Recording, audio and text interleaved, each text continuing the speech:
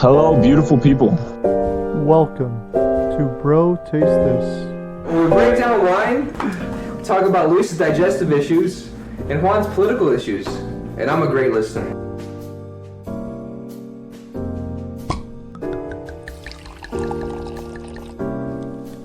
Good morning, good evening, and good afternoon. Welcome to another episode of Bro Taste This. I am Luis Pablo. Joined with me today, we have Juan Legend, and we actually have a special guest. We have Phil. Do you want me to say your full name? Well, I should have asked you. Leave the middle name out. Let's go with Phil CORRAL. Phil CORRAL. No association with the Golden Corral. For legal terms. Thank you. That is. Are you guys still fighting the lawsuit? Jeff Foxworthy is a mean guy in court. My heart rate today is 79, and we have a guest today, as I mentioned up top, Phil CORRAL. Howdy. Thank you for having me on. Thank you for being on. How you been? Good. This is a nice little studio you guys got here. Yeah, we're out in Pasadena. It's a little bit away, but in the middle of the heartland, you know? Yeah, exactly. I'm hoping you didn't find the transportation too difficult. It's got the real artistic vibes, you know? Oh, for sure. Bunch of empty bottles everywhere, empty wine glasses. Writing on the walls. It looks like Van Gogh right before he cut his ear off. Mm-hmm. No, this is a small little, not too small, but it's big enough that we can record in comfortably. And like honestly, if you look at the podcasting game, the competition is so you guys are competing with Hillary Clinton. She's podcasting from a bunker. She's competing with us, dude. She's in the room with us. Mm-hmm. Yeah, exactly. Today we will be talking about drugs and how to not do them. We have a Rumbauer Zinfandel from the year 2018, and let's get right into the wine, boys. Thank you for bringing it, Phil. Well, thank you. That's all. Ooh, what do you smell? It's very strong, very aromatic per se. It's kind of difficult to look at the legs in here because there's so much wine in this glass. Yeah. You know, honestly, ever since the Gillette commercial, I've been trying to not define wine by their looks, like legs, more by its personality. Did you say the Gillette episode? The Gillette commercial. What is a Gillette commercial? Oh, you guys don't remember this? No. This is big. Gillette commercial came out with during the whole Me Too. Yeah. The Speaking Out movement a couple years ago. Yeah. Gillette released a commercial around the Super Bowl time about men doing better. It was a guy checking out a girl. Then another dude came up and was like, "Whoa, What a pig." not anymore, man." And then the whole commercial was like, "Be better." Ever since then, I've been better. What do you guys think about companies doing bullshit like that? Like, we're about Black Lives Matter too. Well, honestly, if it wasn't for these big companies saying it, I would have never had the free thought of thinking it. Like, damn, I should stop checking out women. maybe Black Lives do matter. If it wasn't for Pepsi telling me. I would have never thought that. If it wasn't for Kendall Jenner stopping war with a Pepsi Cola can. Oh, yeah. What's her face? Kendall? It was Kendall, yeah. Someone fill me in. What happened? So there was this commercial that's like these two groups of people on either side of the street like are about to go at it, but Kendall walks like right in between one of them and hands a Pepsi can to the other side, and then they all drink Pepsi and stop fighting. See, sometimes life is bigger than war and riots. Yeah. Just gotta enjoy nice refreshment sponsored by Pepsi. This isn't like Didier Drogba, who's a Ivory Coast soccer player who literally went to Ivory Coast to stop a civil war. Who did that? This is a soccer player back. This is probably like 10 years ago. He went to Ivory Coast where he's from. Yeah. And he literally like single-handedly stopped a civil war. Why? Because there's clout and like influence, or how did? Yeah, extreme amount of influence. Okay. But he showed up and he's like, y'all motherfuckers gotta stop it. Like he stopped playing. He like went to the country. He's like the Manny Pacquiao of Ivory Coast sort of thing. Yeah. What were they doing out there? Just poaching? When I hear Ivory Coast, I think of like No, they rhinos. literally have like a civil war. I'd have to look more into it, but I know for a fact that Dude, like that sounds wild though. Imagine being a soccer player and suddenly like a single American athlete, and then like, oh, your country's about to break into civil war if you don't like do these X, Y, Z moves in just this stop the certain shit. order. If you don't talk to these certain people and like They're get literally these all gonna certain kill themselves. Commitments from them. It's like if Wisconsin had a civil war and Aaron Rodgers went to the bro, the way they kiss his ass here, 100%. Like super selfish about it. He finds some way to make it about him. My good friend Joe Rogan told me that y'all got to put your guns down. Y'all gotta take your medicines. Your horse medicine. If the hospitals are backed up, just go to a local stable. You're fine. Go to a local veterinarian. Yeah, exactly. You're gonna get better medicine anyway. Man, you guys gotta quit horsing around with that stuff. All right? Jesus. Silly. But all jokes aside, I mean, What are you guys' thoughts on this one then? I was about to say this is a really good heavy wine. Yeah, I love it. It's juicy. Rombauer. How much do you, It's juicy. Okay. It's fruity. Oh. You know how much it costs. Juan, how much do you think this bottle of wine costs? 27. It's actually a little bit more. 32. Yeah, around. It sells anywhere from 32 to 38. And this is the Rumbauer Zinfandel. Damn, Phil. I know. Thank you for doing Phil that for actually us. provided the wine Cheers, today. buddy. little quick Thank you for cheers there. splurging, buddy. Cheers. Ooh, beautiful. I feel honored. I do feel honored. I don't want to say I came prepared with this, but if you are looking for a nice, delicious wine for a very cheap, affordable price, visit your local Woodman's, employee owned. If you're looking to give back to the economy. Thank you. True. It is locally owned. That is true. so. True. Promo code BROTASTES. BTT. The brand is Rumbauer. It comes from California. This is obviously a red wine, but do you guys get any scent of tobacco or taste of tobacco? You know, it's got the aftertaste. That Yeah. very, After you smoke like a lingering. fat cigarette. Oh, yeah. Honestly, it's better tasting it than smelling it. Yeah. You ever been in a room that like with a constant chain smokers? I don't mind the smell of smoke. It gets in the hair and stuff. Yeah. I don't smell smoke with it. It's pretty high alcohol content. So it kind of doesn't let me smell it all that well. I smell cherries, bro. But I was going to say, like, you do smell like a bright red fruit. It smells very fruity. Yeah, 100%. And like 100% very fruity. Yeah. Bro, taste this wine, dog. It does smell really good. Actually, it tastes really good, too. Very high acidity, high tannins. Like a big dry finish. Big drive. Yeah. You know what it feels like? A long bone dry finish. Yeah, like when you going down a water slide after it's gone through like twists and turns and you're like soaking wet and you hit that last ramp and then you your get that back's been straightaway. scratched up by a bunch of like divided sections that just keep bumping your back and like popping pimple after pimple back there. But then you get just a straightaway and then you're done. This is what that feels like when you finish it. That aftertaste of like, fuck, all right. Chlorine in your nose. Oh, that's the best, isn't best. it? You gotta experience the full flavors. Yeah, exactly. This takes you for a ride, you know, and I'm all about it. If that pool water's not 5% urine, it's not authentic. How do you guys feel about water parks in general? I'm surprised it's still a thing. I used to love them, and then that South Park episode fucking messed me up a little. For those who don't know what Juan is referring to, there's a South Park episode where essentially there's too much pee in the water, so the entire park becomes overflooded with piss. And I think it's Stan. No, it's not Stan. It's the green hat guy. Cartman? Carmen.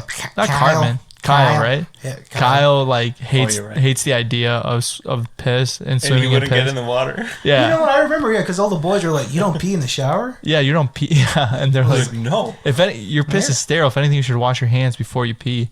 Well, in theory, if you get stung by jellyfish, I don't know if they did this in MythBusters, but you're supposed to pee on yourself, right?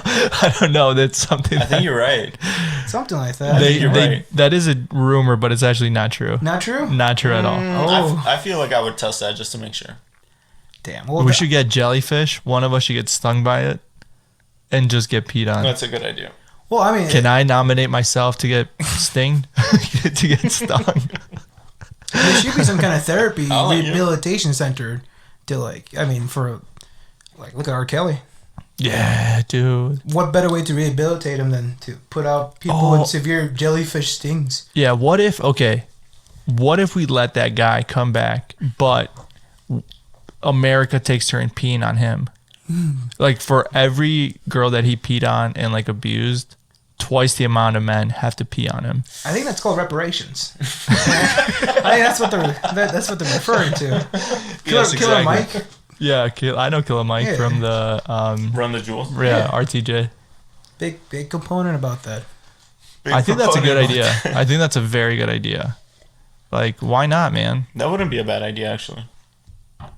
Listen, what he did is fucking awful. So it's like, hey, man, you want your career back? Career aside, his actions are heinous. But see, that's the beautiful thing about America. We're about turning the other way. Yeah, he did some bad things, but you know what? Come back in and play for the team. Look at Michael Vick. He strung some dogs, came back and played for the Philadelphia Eagles. Yeah, Killed That's it? right, yeah. Have you guys seen the R. Kelly recruiting in Ethiopia? Is that the video where he's like, if you got your passport, Do you have your passport? do you got your vaccine? Here, I'm gonna play it right now for you guys. It's fantastic. I'll play. I'll a also parody drop this video in the for you? description. Did you take your shots, girl? Do you wanna come back? Oh, hell. This sounds like it. By the way, some it is him. context. This is at a concert in Ethiopia in the what's the year? It actually doesn't say. It had This to isn't be a like, parody? No, this this is is real. this is I R. was going to Kelly. say, no wonder it does sound like him. No, this is R. Kelly recruiting girls in Ethiopia. I'm over here thinking this is who is that angel singing? What is that noise? Oh, it's got to be Robert. It's got to be Robert. Got to be Robert.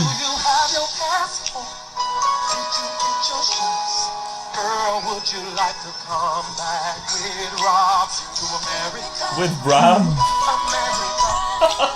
God damn, bro. America. That should be the new national anthem. Honestly, that should be a drop here. That should. You guys should have. Dude, please put Do you that have in. your passport? Yeah, we're working on getting some better equipment. So honestly, I'm going to take this moment now and just say thank you to everybody who's been listening so far. We've had a very consistent audience, and I do appreciate every one of you. We are working on getting better equipment and more consistent audio quality. The last one was so difficult to manage, and we'll probably end up deleting it and just redoing an episode like that with better equipment because it was so difficult to get down. But no, literally everybody who's been listening, thank you so much. It means the world to us, and being a part of the journey. So thank you. And we are working on getting better shit and providing video content soon and video podcasts. So thank you everybody who's listening. No, it's true. I want to thank you, dude, because you've been putting in like most of the heavy lifting as far as editing, man. Yeah, So, I editing. mean, I've you, always Luis. thank you, appreciate it. Thank Cheers to the man Thank you behind for the that for magic. real, man. I know you're putting in hours every week, so thank you for doing that. Thank you, man. Do you have your shots, girl? Do you wanna come back with Rob to America? It's pretty nuts. Bro. Now that dude, we've kind of like jumped all over, I'm gonna bring Go up back like to a the little wine. like anecdote that I heard on a random podcast this week. What comes to mind when you hear the phrase eel and horse? could you repeat the first word? Eel, Like E-E-L? Y-E-L. E-E-L, and horse. Oh. What comes to mind? Like the animal, The animal. both animals. Eel, I think of sushi immediately. And when And I think horse. of horse, I think about horse medicine. So now, if both of those animals were together in one context, what context do you think that would be? An eel and a horse? Horse. Cross. Sushi horse. Sushi made out of horse meat. That's not a bad guess, actually. That's not a terrible guess. It's gamey. I'll eat it. I mean, Yeah. What about you? I would think number one is animals that China eats on a regular basis. Damn. All right. And number two, I would think All right, Tucker Carlson. the problem with these liberals is here you can see that a bunch of Biden supporters are supporting him at the NASCAR race. they're saying, "Let's go." What was Brandon." context number two that you were seeing? Let's go, Brandon. Number two is I would guess they're trying to crossbreed these animals to have some crazy underground racing, kind of like Squid Game. Oh my god! An electric horse. A horse that. Oh, Did you just solve climate change? we all travel by electric horse. Like a flying electric Pegasus. God, Everyone dude. gets their own. All right, what is Top more top. difficult, do you think? Is creating flying cars or putting wings on horses? I feel like I feel like it might be flying cars. Should we be putting wings on why horses? are we You know, trying honestly, to make yeah. cars fly? this is the better alternative because if a car malfunctions, that thing's landing on you. Oh yeah. True. Imagine that done for. motherfucker giving up in the middle of the air. Dude, you're just Oh my god. You're having it intense. You're free falling. Yeah. The amount of people I know that drive with bad mufflers and how loud their cars are. Imagine space cars with their bad mufflers.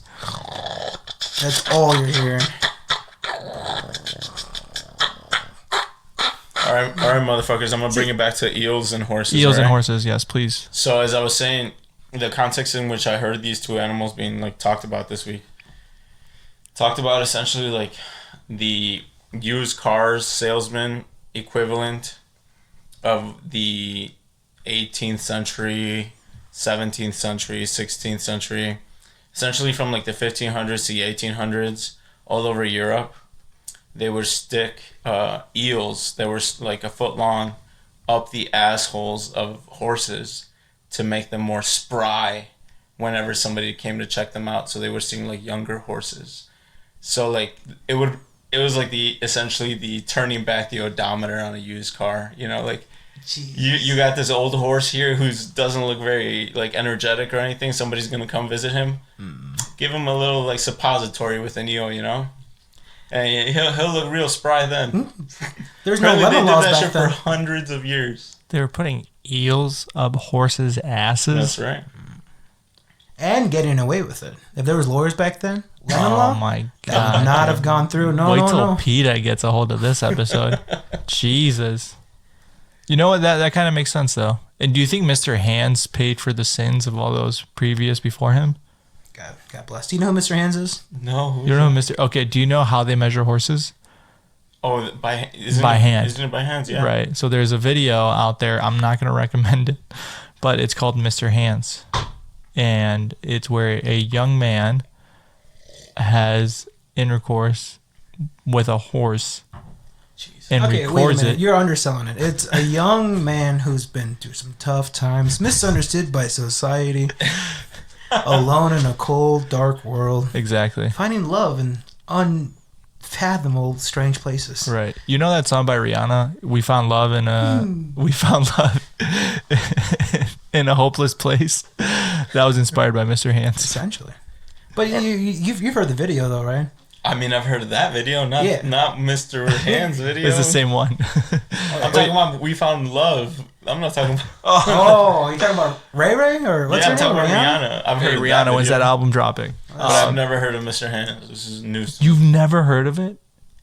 Dude, it is. Where have I been living? I feel like I should have heard. Phil. To the viewers, do not look this Do up. not look this up, dude. It is the. Dude, you got me wanting to look this up. It is, dude. In my opinion, it's worse than the BME Pain Olympics. Ooh. Like, I don't know what. you know where what- have you guys been hanging out? You know about the BMA Pain Olympics, right? No, I don't know You don't know about, about that any of either? this. Oh my Is this God. where like the I dude didn't tries to hit himself in the balls and shit? no, he does hit himself in the balls, and then he puts a bolt through his penis. And shoves a okay. glass I jar do up his remember ass. Yeah. Yeah, it's awful. Anyways, How's he not dead? Mr. Hands was as Phil said, a young man who had intercourse with a horse, and then recorded it and posted it online. But get this, he then, it gets however many views, right? He then does it again, Yep. and then he dies hours afterwards. He goes back into that well. Yeah. That forbidden well. It ruptured some organs, and he like bled to death from the inside. Oh shit! I was thinking the other way around. I thought he was fucking a female horse. No. See, no, this is reparations What? for years of shoving eels up horses' butts. Now is vice versa. Now it's time for the horse Now the to horse kick back. shoves his eel up the human's butt. That's why Horse I is said kicking back. he paid for the sins for all the people who put that. The martyr. Oh my god. Speaking of martyrs, that's a good segue into the most current martyr in Wisconsin, Kyle Rittenhouse. Right, fellas? Yeah, man, it's good to see Right? one of the Patriots get away. You know. That's right. It's good to see the justice system work the way it's designed. You know, Oh, of course. protecting good patriots, good people who want to get out there, and definitely didn't talk about shooting people with their AR about a week ago on video. You know, it's good to see people like that. I just want to congratulate his mother, Mrs. Rittenhouse, for raising such a hero. God bless that sweet soul. Yeah, God bless her sweet soul. It's Mrs. Rittenhouse. Oh, you know what that means. Breaking news. Breaking news. Breaking news. Uber Eats is allowing marijuana orders in Canada. Uber Eats is now allowing people in Ontario, Canada to order marijuana. However, the company won't deliver the product. They are still doing pickup only, but the fact that such a progressive country and liberal country, which is Canada, is now using Uber Eats, which is a international service at this point. Let's all remember that they do sponsor the French first flight division, and they're literally called Uber Eats Ligue 1, where Messi and Mbappe play. So interesting topic, and we are talking about drugs today. So what did you guys think about this topic? I'm fired up. I'm gonna call up Kyle Rittenhouse. We need to get down to the bottom of this. They're going too wild in Canada. They're doing blackface out there. My boy Justin Trudeau. By God, Arabian Nights. What the hell? How do you get reelected? What the heck? And now they're smoking dope. They're delivering dope out there. Jesus Christ! Oh my goodness! I'm getting riled up here. So, It's progressive. I get it, but God. but is it too progressive? Too many dopers on the goddamn streets.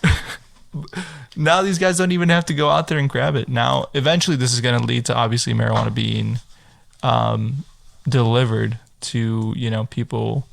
Marijuana's delivered in California. It's not delivered. No, you still have to physically go buy it. Fucking Rogan would talk about how he would get it delivered. By, Yeah, like, but some he's service. Joe Rogan. No, but he would talk about some like app where they would deliver it like as a service. I thought it was like. I think you probably have to place. It was through a weed primary app. It wasn't through Uber Eats. Right, Like that's what I'm grocery saying. Store. Like a third party associated. This with is it, yeah. Uber Eats, the most. No, I get that, but Yeah. like at the end of the day, like I don't think it's that surprising because I kind of thought, yeah, if like they were doing that sort of shit in other places, and specifically in the U.S., where we're a few years behind Canada as far as weed laws go definitely. and things like that. Yeah, they've been I would have thought legalized. that they were like delivering fucking weed cookies like pizza. They've been legalized since 2018 in Canada. That's what I'm saying. Nationwide. But yeah, the whole country, right? Go Maple Leafs. Yeah. Have you guys been to Canada? No, have you? No. I went to the Niagara Falls Did you? on the New York side. What'd you call me? To the Niagara Falls on the New York side. Yeah. Do you guys think that there should be a service that is allowed in the U.S.? Yeah, honestly. At this point, it's like, who cares? If it's legal in the state, as long as like young kids aren't getting a hold of it. Well, honestly, that I like to argue the counterpoint to that. I feel like we need to give these to the kids. Better than AR-15s. They think they can go protect Dollar Generals and use car lots. Wait, not to disparage our hero, Kyle Rittenhouse, our Lord and Savior. We all support Kyle Rittenhouse in this room. That's all. Just. Are you guys still down to get that KR tattoo later this week? Oh, dude, I'm getting Kyle Rittenhouse as a patriot on the back of my elbow here. The House of Rittenhouse. Yeah, exactly. The House crest. We'll do a separate episode on Kyle Rittenhouse and breaking down the whole court hearing and everything because it's way too convoluted to just talk about it now. But yeah, But, on top of recent events in Wisconsin, the Christmas parade down in Waukesha. Oh yes, we're also going to true. talk about that. Please go ahead. It's just, you guys seen the video of that? That's horrendous. You showed us the video. You showed us a little bit, but I hadn't been exposed to it before that. To the viewers out there, do not watch Mr. Hands, but do everything in your power to find this video. It is awful. We need to be alerted. Yeah, it you showed us like they blurred out most of it, but it looked horrendous. So Daryl E. Brooks, who was 39, was a suspect of ramming his SUV through a Christmas parade. Now, he was actually fleeing a crime and did not know that there was a parade going on, in which he proceeded to run over several people. So he was charged Tuesday. Luis, I don't mean to interrupt, but supposedly that is still very much up in the air. So we just have to be responsible and tell people that. Yes, we are I think recording that's on a confirmed. Tuesday. I think that's confirmed. I was gonna say I've heard literally both things, that he was running away, and then I've heard also later media reports that the police say that they weren't chasing him. So I'm just saying, I've heard both things at the same day. So I have an things article. are still a little bit up in the air, but like it's literally a very recent story. Things could develop in different directions. The one thing that is confirmed though, that is he is a rapper, and if you want to support his rapping career, Patreon account. His SoundCloud. Follow him on SoundCloud. he will need what's that thing called? The jail money? Mad Money Brooks, I think. Is that what his I don't know. name is? Mad Money Brooks. But I have a article that was updated as of 10 minutes ago. We are recording on a Tuesday. That's why I always like to put the recorded on information in the description, just because we always do a weekly news segment. So it is Tuesday, November 23rd. And of all the people that he's injured, there's actually now 6 officially unfortunately dead. Yes, so But like plenty more injured, I read, right? 16 have admitted to the hospital with 6 dead, and obviously, prayers and wishes to the family. I had read that there was like 40 injured. 16 have been admitted to the hospital. Yeah, I know. I like that. Like 40 were struck or something. Yeah, I don't know that 62 they were all injured admitted. fully. See, there you go. 62 injured. So you have 5. more? I'm sorry for interrupting. 5 charges, including, obviously running from the police, and still the motive remains a mystery. They're not entirely sure what was going on, but overall, the video is horrifying. So I do not recommend going out and watching it, as opposed to what Phil just said. It is pretty gruesome watching him go through all those people. Dude, it's honestly really terrible. Yeah.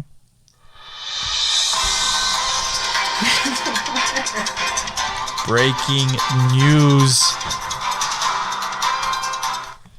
Over a third of U.S. voters say magic mushrooms and other psychedelics have a medical use. New poll shows, as per Business Insider, more than a third of U.S. voters, being 35%, said that psychedelic substances such as magic mushrooms have a medical use, according to a new Hill-Harris poll released Tuesday.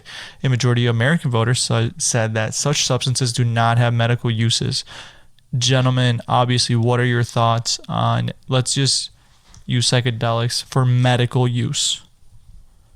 What was it used before? I People weren't using it for medical purposes? I think they were.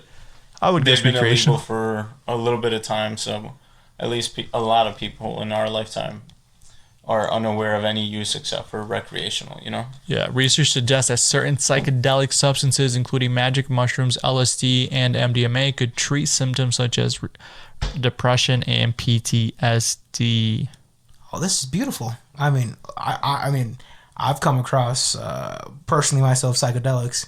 I haven't come across any wars per se, or any battles or anything like that. So I'm assuming that while the first part is very fun, I'm assuming if you combine both of them, it'd be very beneficial to the individual. Both what? Trauma and drugs. I've just had the drugs part so far. I haven't had the necessary trauma. You haven't had the trauma. I haven't had the Drugs are all fun for you. They're not therapeutic. It's all fun for you, baby. Whole smooth sailing here. But no, I've honestly supported, because like, if not, what are these guys gonna do? They're gonna go hit the crack pipe? I mean, other drugs? Or beat their beautiful wives or spouses? Yeah, I would rather have them taking mushrooms and being their wives. Mm-hmm. Yeah. I mean, I think like it's more complicated than that though. Like, I don't think people use mushrooms or psychedelics in a way that, like, for the most part becomes habit forming, right? Yeah. Sometimes, like, for the most part, you hear about people using these drugs a few times a year versus like a few times a week or something. Right. Well, there will always be people that overdo it with anything. That's why we have alcoholics. That's why we have an opioid crisis. That's why we have literally anything that you provide to people will become addicted to. And as Gambling. view shifts on magic or mushrooms, recent polling also shows strong support among Americans for legalizing marijuana. A Pew Research Center survey released last month found 91% of U.S. adults supporting legalizing marijuana in some form, with 31% backing legalizing it only for medical use, and a majority of U.S. adults, being 60%, supported legalizing marijuana for recreational and medical use. The poll found, with less than 10% saying it should not be legal at all. Well, I'm not that 1% that finds positive in legalized marijuana. Ever since I found out that Canada is above that, they're already on the game. No, man, we can't copy Canada. We need to criminalize all drugs. In fact, we need to go the opposite way. How's the Philippines We need to turn doing? into the Saudi Arabia. No, we need to be the Philippines. How are they doing? What's his name? Madonna? Duterte. Madonna? What? Which leader? He's the His name leader is of- Roberto Duterte. Duterte, the Trump of the East. The Trump of the Philippines. Where Honestly, he talks about like locking up drug dealers and killing them and shit. Yeah. don't get me wrong. Character-wise, bad guy. Policy-wise, Not so bad. what are we talking about here? I He's mean- locking up drug dealers? Your junkie cousin. I mean, Yeah. maybe the cops should shoot him. Maybe he was coming at me with a gun that was only his cell phone. It's hard to tell from 10 feet away. I mean, historically speaking, it worked well during the Dark Ages with witches and stuff, Salem witch trials. It worked. I mean, there's no more witches, no more black magic That's here. true. Couldn't agree more. Low key, that logic does track. Yeah, exactly. USA, keep it going. That's why we're number one. I mean, like as we were looking up for or researching this story and Yeah. about this subject in general, I was reading about how Native American and indigenous communities all over the Americas, both in North and South America, have used like psychedelics as a therapeutic drug for thousands of years, essentially. Well, they're the ones who kind of came up with ayahuasca. Yeah. Yeah, Like, I mean, you know, there's literally 100%, like yeah. priests that do it and like shaman. Yeah. For those who don't know what ayahuasca is, it's It's like a tea of a bunch of psychedelic drugs that come from Yeah. whatever region that tribe is operating out of. and most people have Very said it's regional, yeah. Yeah. the most intense trip that you could possibly take, and it's made people have profound epiphanies where like they will completely change in personality and meet God. Some of these like big corporations out in Silicon Valley have like corporate retreats that go Yeah. into the villages for like these like kids. It's supposed to help with your mental capacity and Those expanding. pieces of shit do that. Yeah, dude. Yeah, dude. Who do you You think don't goes to even gotta Burning go- Man? I didn't know it was that corporatized. Who do you think goes to Burning Man every year? No, for real though. You're right, It's though. all tech. It's Yeah, all big you're tech. right. It's All Gas No Brakes. Andrew Callahan, who is now Channel 5, actually on All Gas No Brakes, which was his first channel, did a video at Burning Man, and he actually uploaded a video of this guy just like tripping balls who was super high off Molly. And the video, he's talked about this publicly, the video then got taken down within an hour of him uploading it because that guy was a super high up on a tech company and lawyers immediately got involved. And they're like, you need to take this video down now. And they were threatening to strike down his whole channel. So whoever he was super high up in like a tech company. See, that's the thing about like doing ayahuasca and mescaline. You become an expert on all legal surroundings and stuff like that. You can take them to court. Honestly, I've done acid. I can take anybody to court now. Defamation? I'll see you in civil court. See you in court, buddy. Civil appeals. Oh, that is hilarious. See, honestly, and that's what we need to more Can you hand me my medicinal. water, Phil? What? Can you hand me the water, please? This is a quick sponsor break by H2O, reminding you that water is good for your skin and for your soul. Yeah, fracking is actually sponsoring us this episode too. Do you guys like your clean water? Get over it. Fracking. What is that place in Michigan that still doesn't have clean water? That's Flint. Flint, Michigan. See, we're not going to focus on that. We're trying to focus on the veterans out there that are going crazy in the streets without the sweet mushrooms and marijuana. We need to provide these veterans clean mushrooms and accessible mushrooms. For real though. We can't have them fly out to Colorado every time. I was gonna say like I like as obviously as we were reading about this subject, we come across a lot of interesting articles. I came across one by The Hill talking about how a follow-up study of psilocybin can produce essentially results in reducing anxiety and depression for up to 5 years. And I mean, what else can you say to that? You know, like Yeah. what an incredible result. Xanax wishes it could do something like that. I think that the main reason why stuff like that isn't legalized yet is probably because big pharma can't control it. Yeah. You know, like, I mean, kids can go into a forest and find poisonous mushroom caps. Oh, yeah.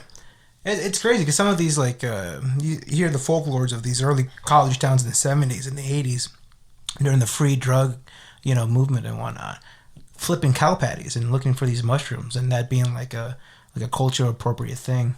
And now, like, fentanyl's become a really big issue. I mean, Yeah. Essentially, any street drug that comes in a powdery form, you have to like fucking test for. Yeah. we need to make our drugs great again, guys. Honestly, Our drugs what? our drugs great again.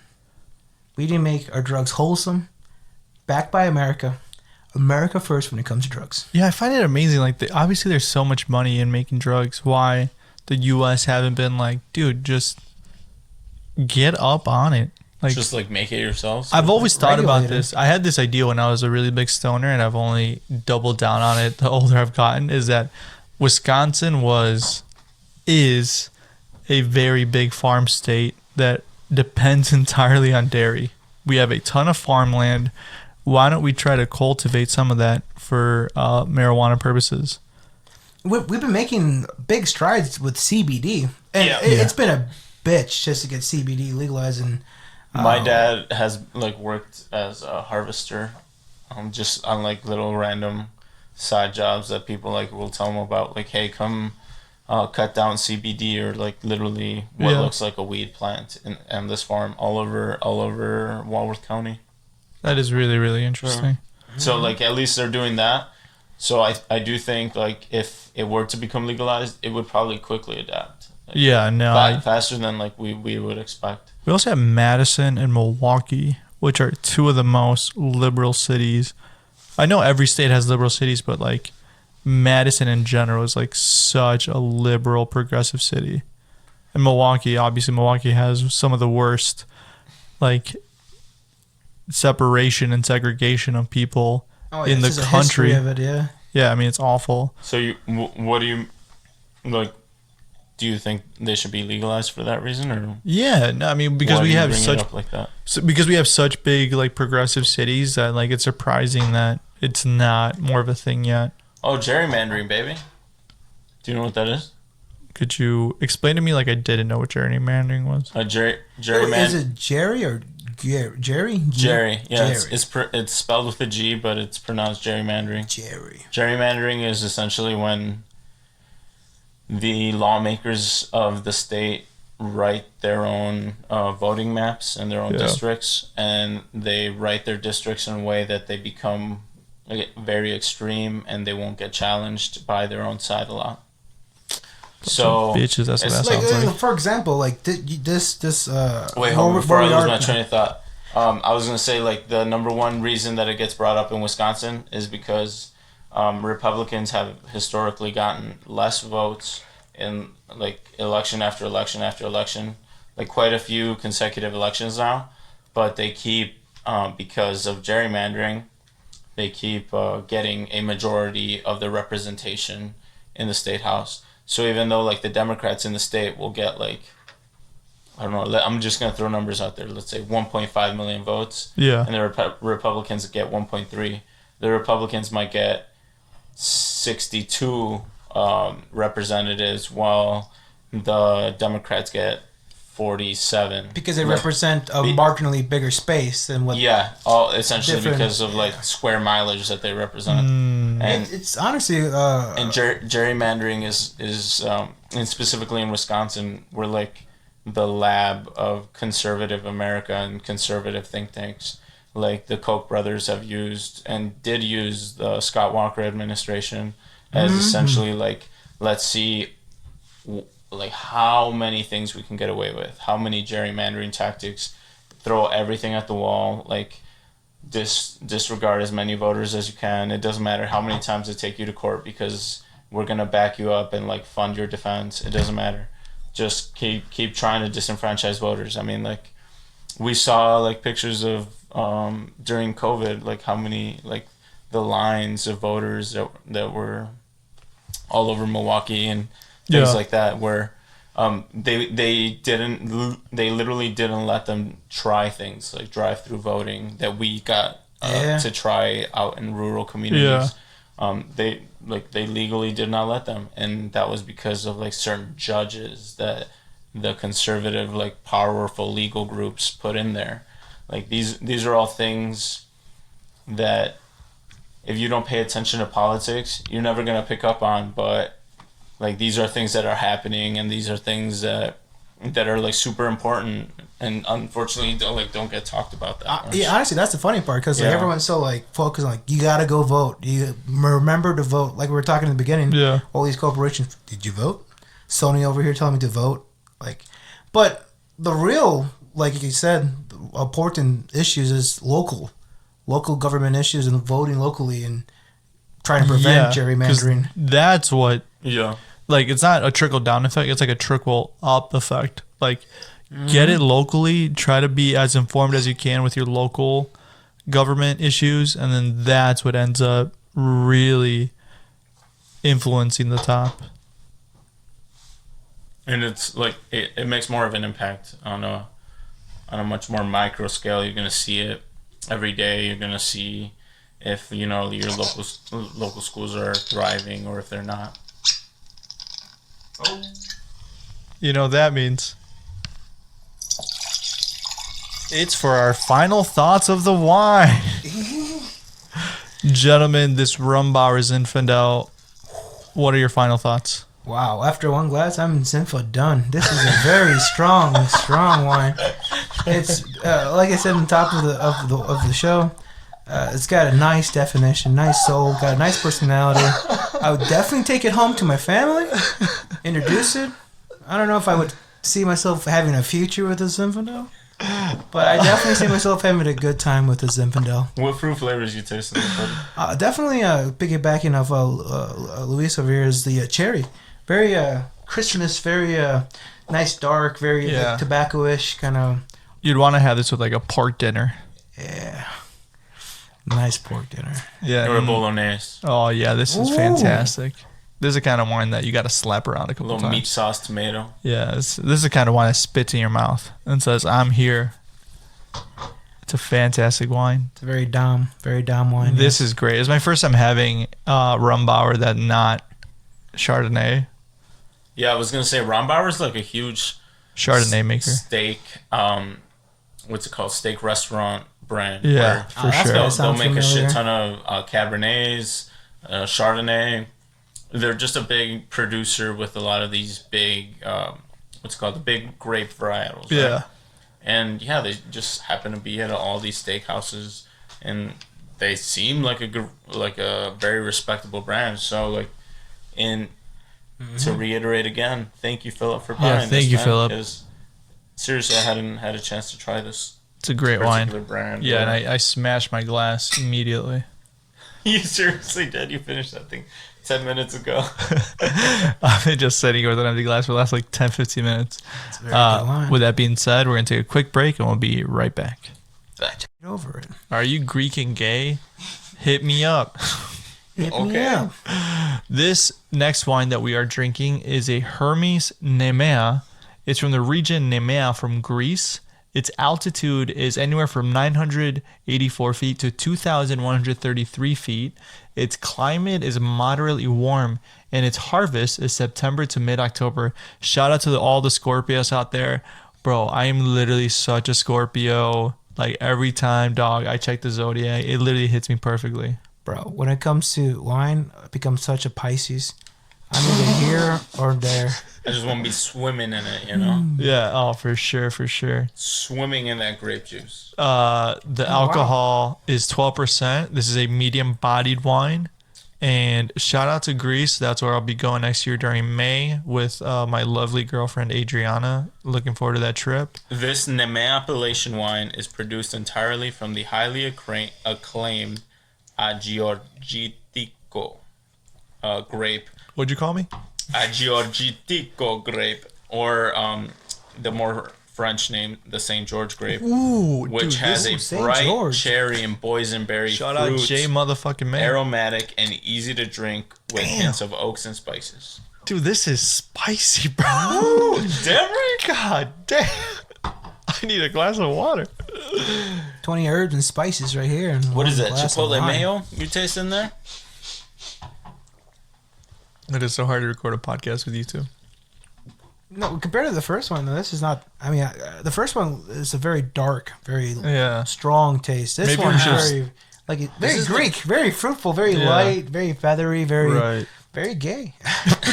It's a very gay drink. It is. It's very spicy. It's medium body. It's got a nice. It's extremely bright red. Yeah. It almost glows. It looks like an Arsenal jersey. A glass of wine be this incredibly bright red. It quite literally. I don't know. I'm holding it up to the light in the room, and it creates just a very bright red color that's very impressive. It's like The last maroon one red. was much darker. Yeah, compared very to this one. dark. Mm-hmm. It's if I may, it's a very flamboyant taste to it. Very strong. Yeah. What It's like fruits, what taste do you taste in there? It's like a big bodybuilder that asks you if you want a spot.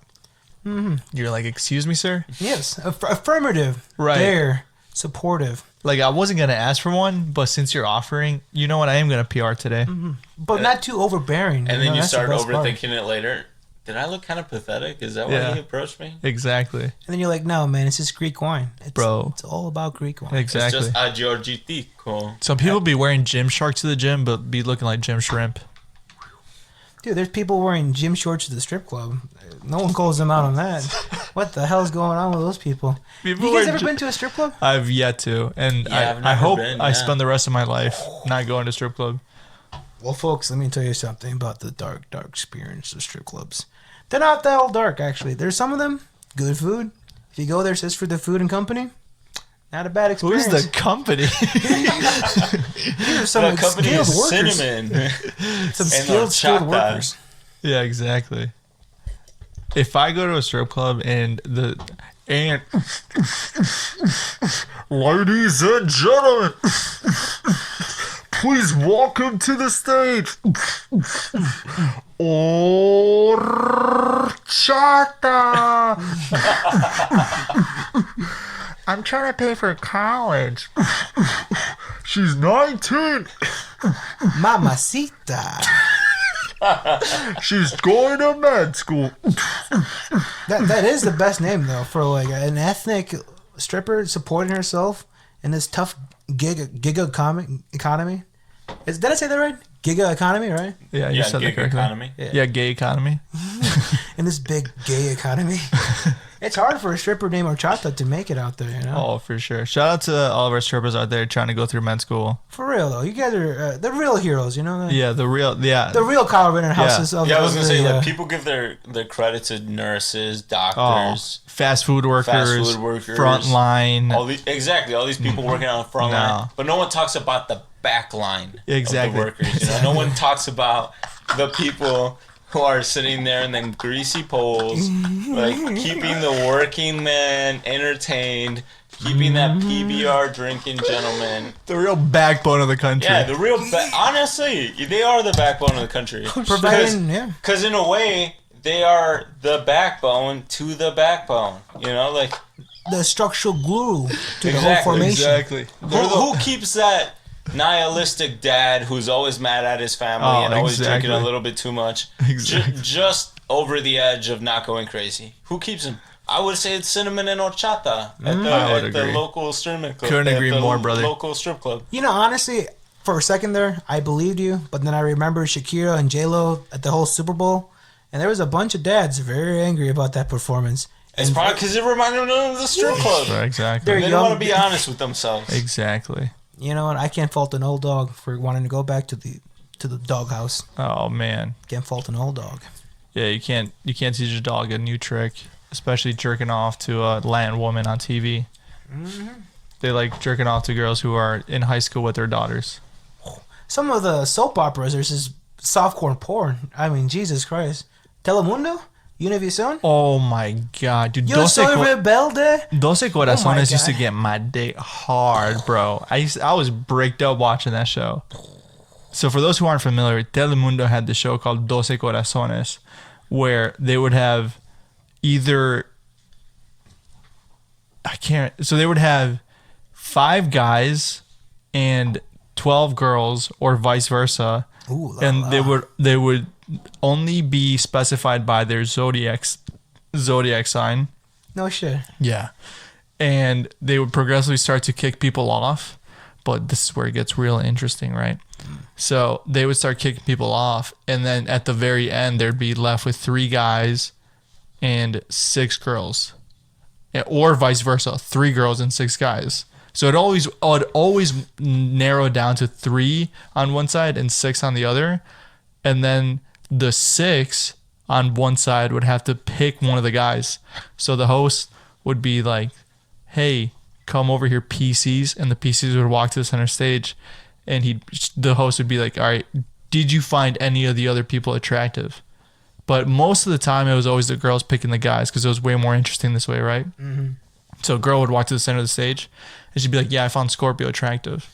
So Scorpio would get on stage, and they would literally look each other in the eye and hold each other's hands, and he'd be like, the host would say, do you find her attractive?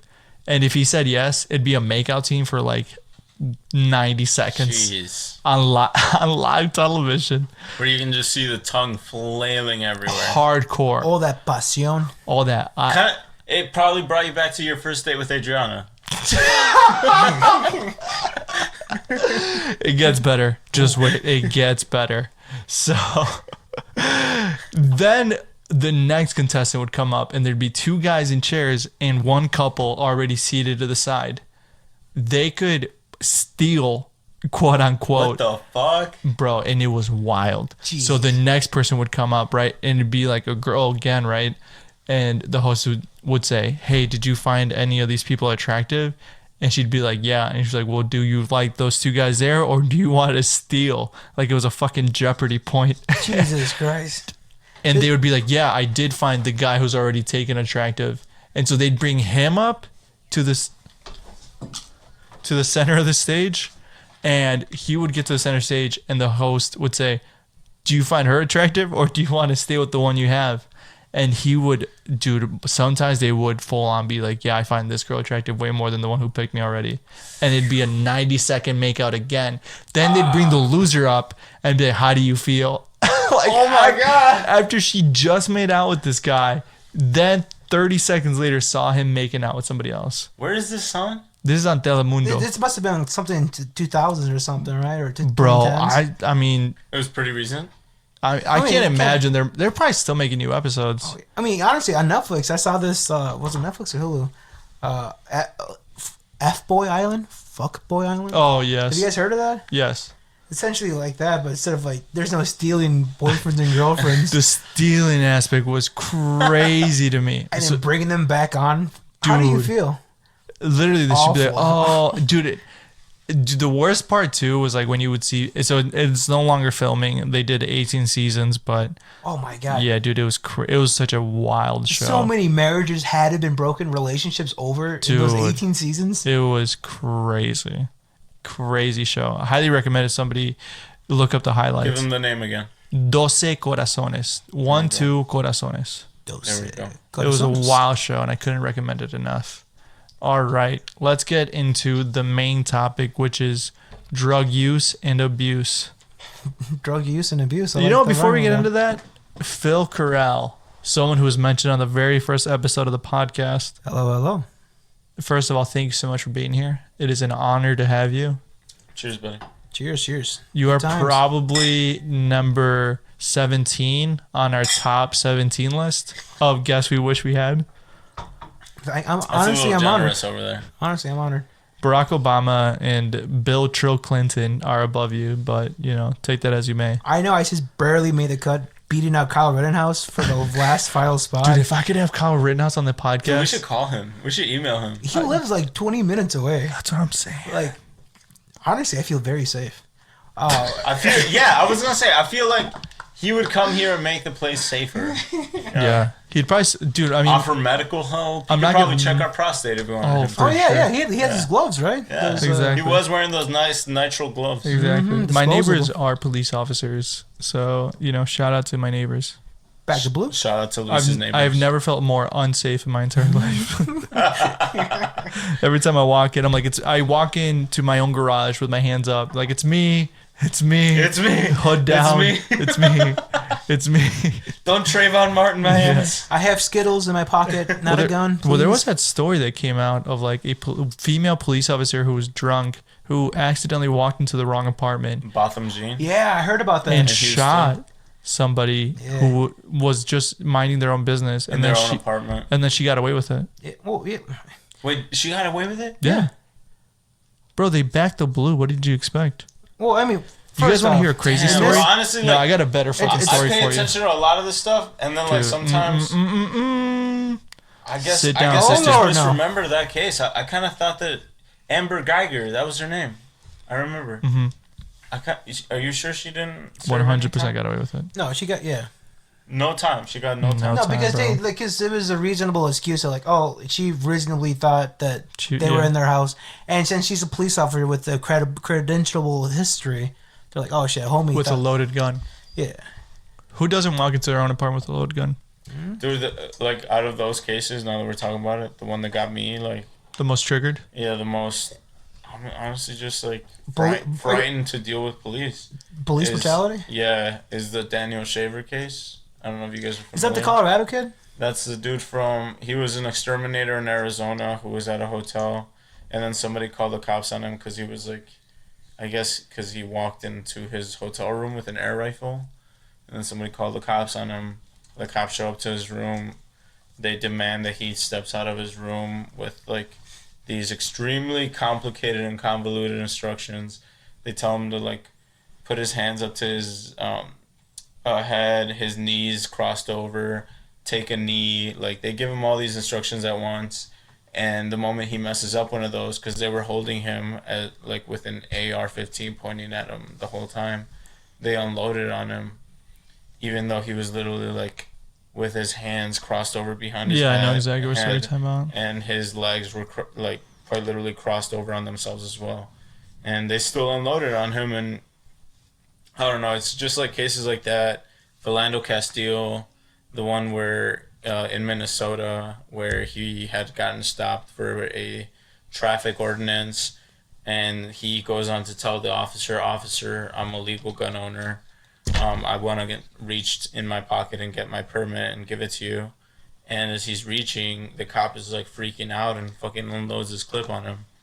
It's just like shit like that even if you're the most fucking, I don't know, like Blue Lives Matter motherfucker, how do you think that like that dude is gonna know like to like let you off the hook? Yeah. He doesn't. You're just a random. Like even if you're like that guy and you're over here sucking their dick on social media, I don't know, like you stand just as much of a chance at getting Philando Castile or Daniel Shaver. Daniel Shaver was a white guy, a young white guy. Yeah. Like he still got fucking popped off just because he like kind of panicked in a hotel hallway, and even though it was clearly unarmed in essentially his pajamas, and they still unloaded on him and killed him. Like it could happen to anybody, but because the media portrays it as like, Yeah, for real. like though. a black versus white thing. Yeah. Like white people think that they're like immune to shit like that, or No, at they're least not. a lot of people that happen to be. You know, Yeah.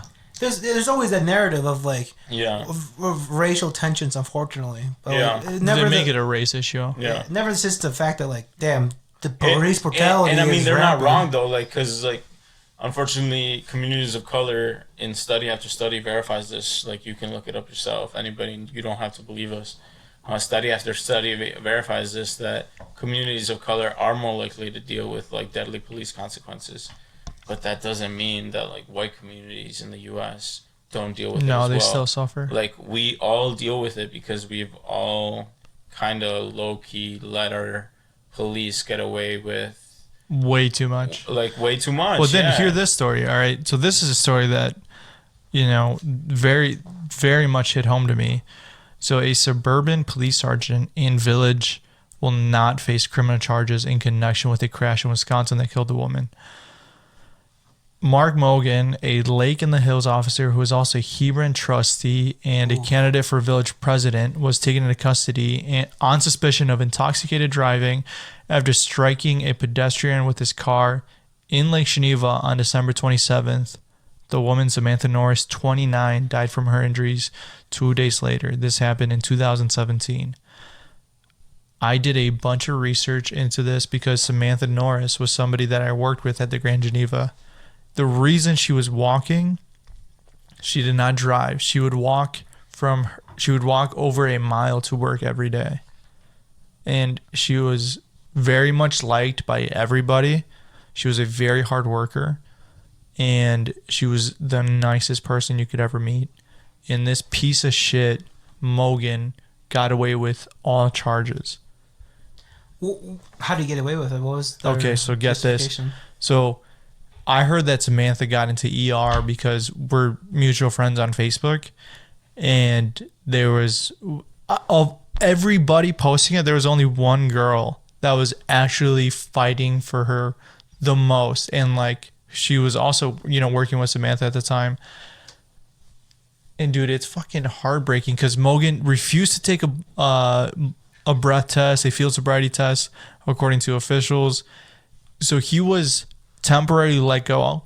And then afterwards, he was paid off for his pension and didn't work anymore for 6 months, was still being paid for those entire 6 months, and then was able to retire.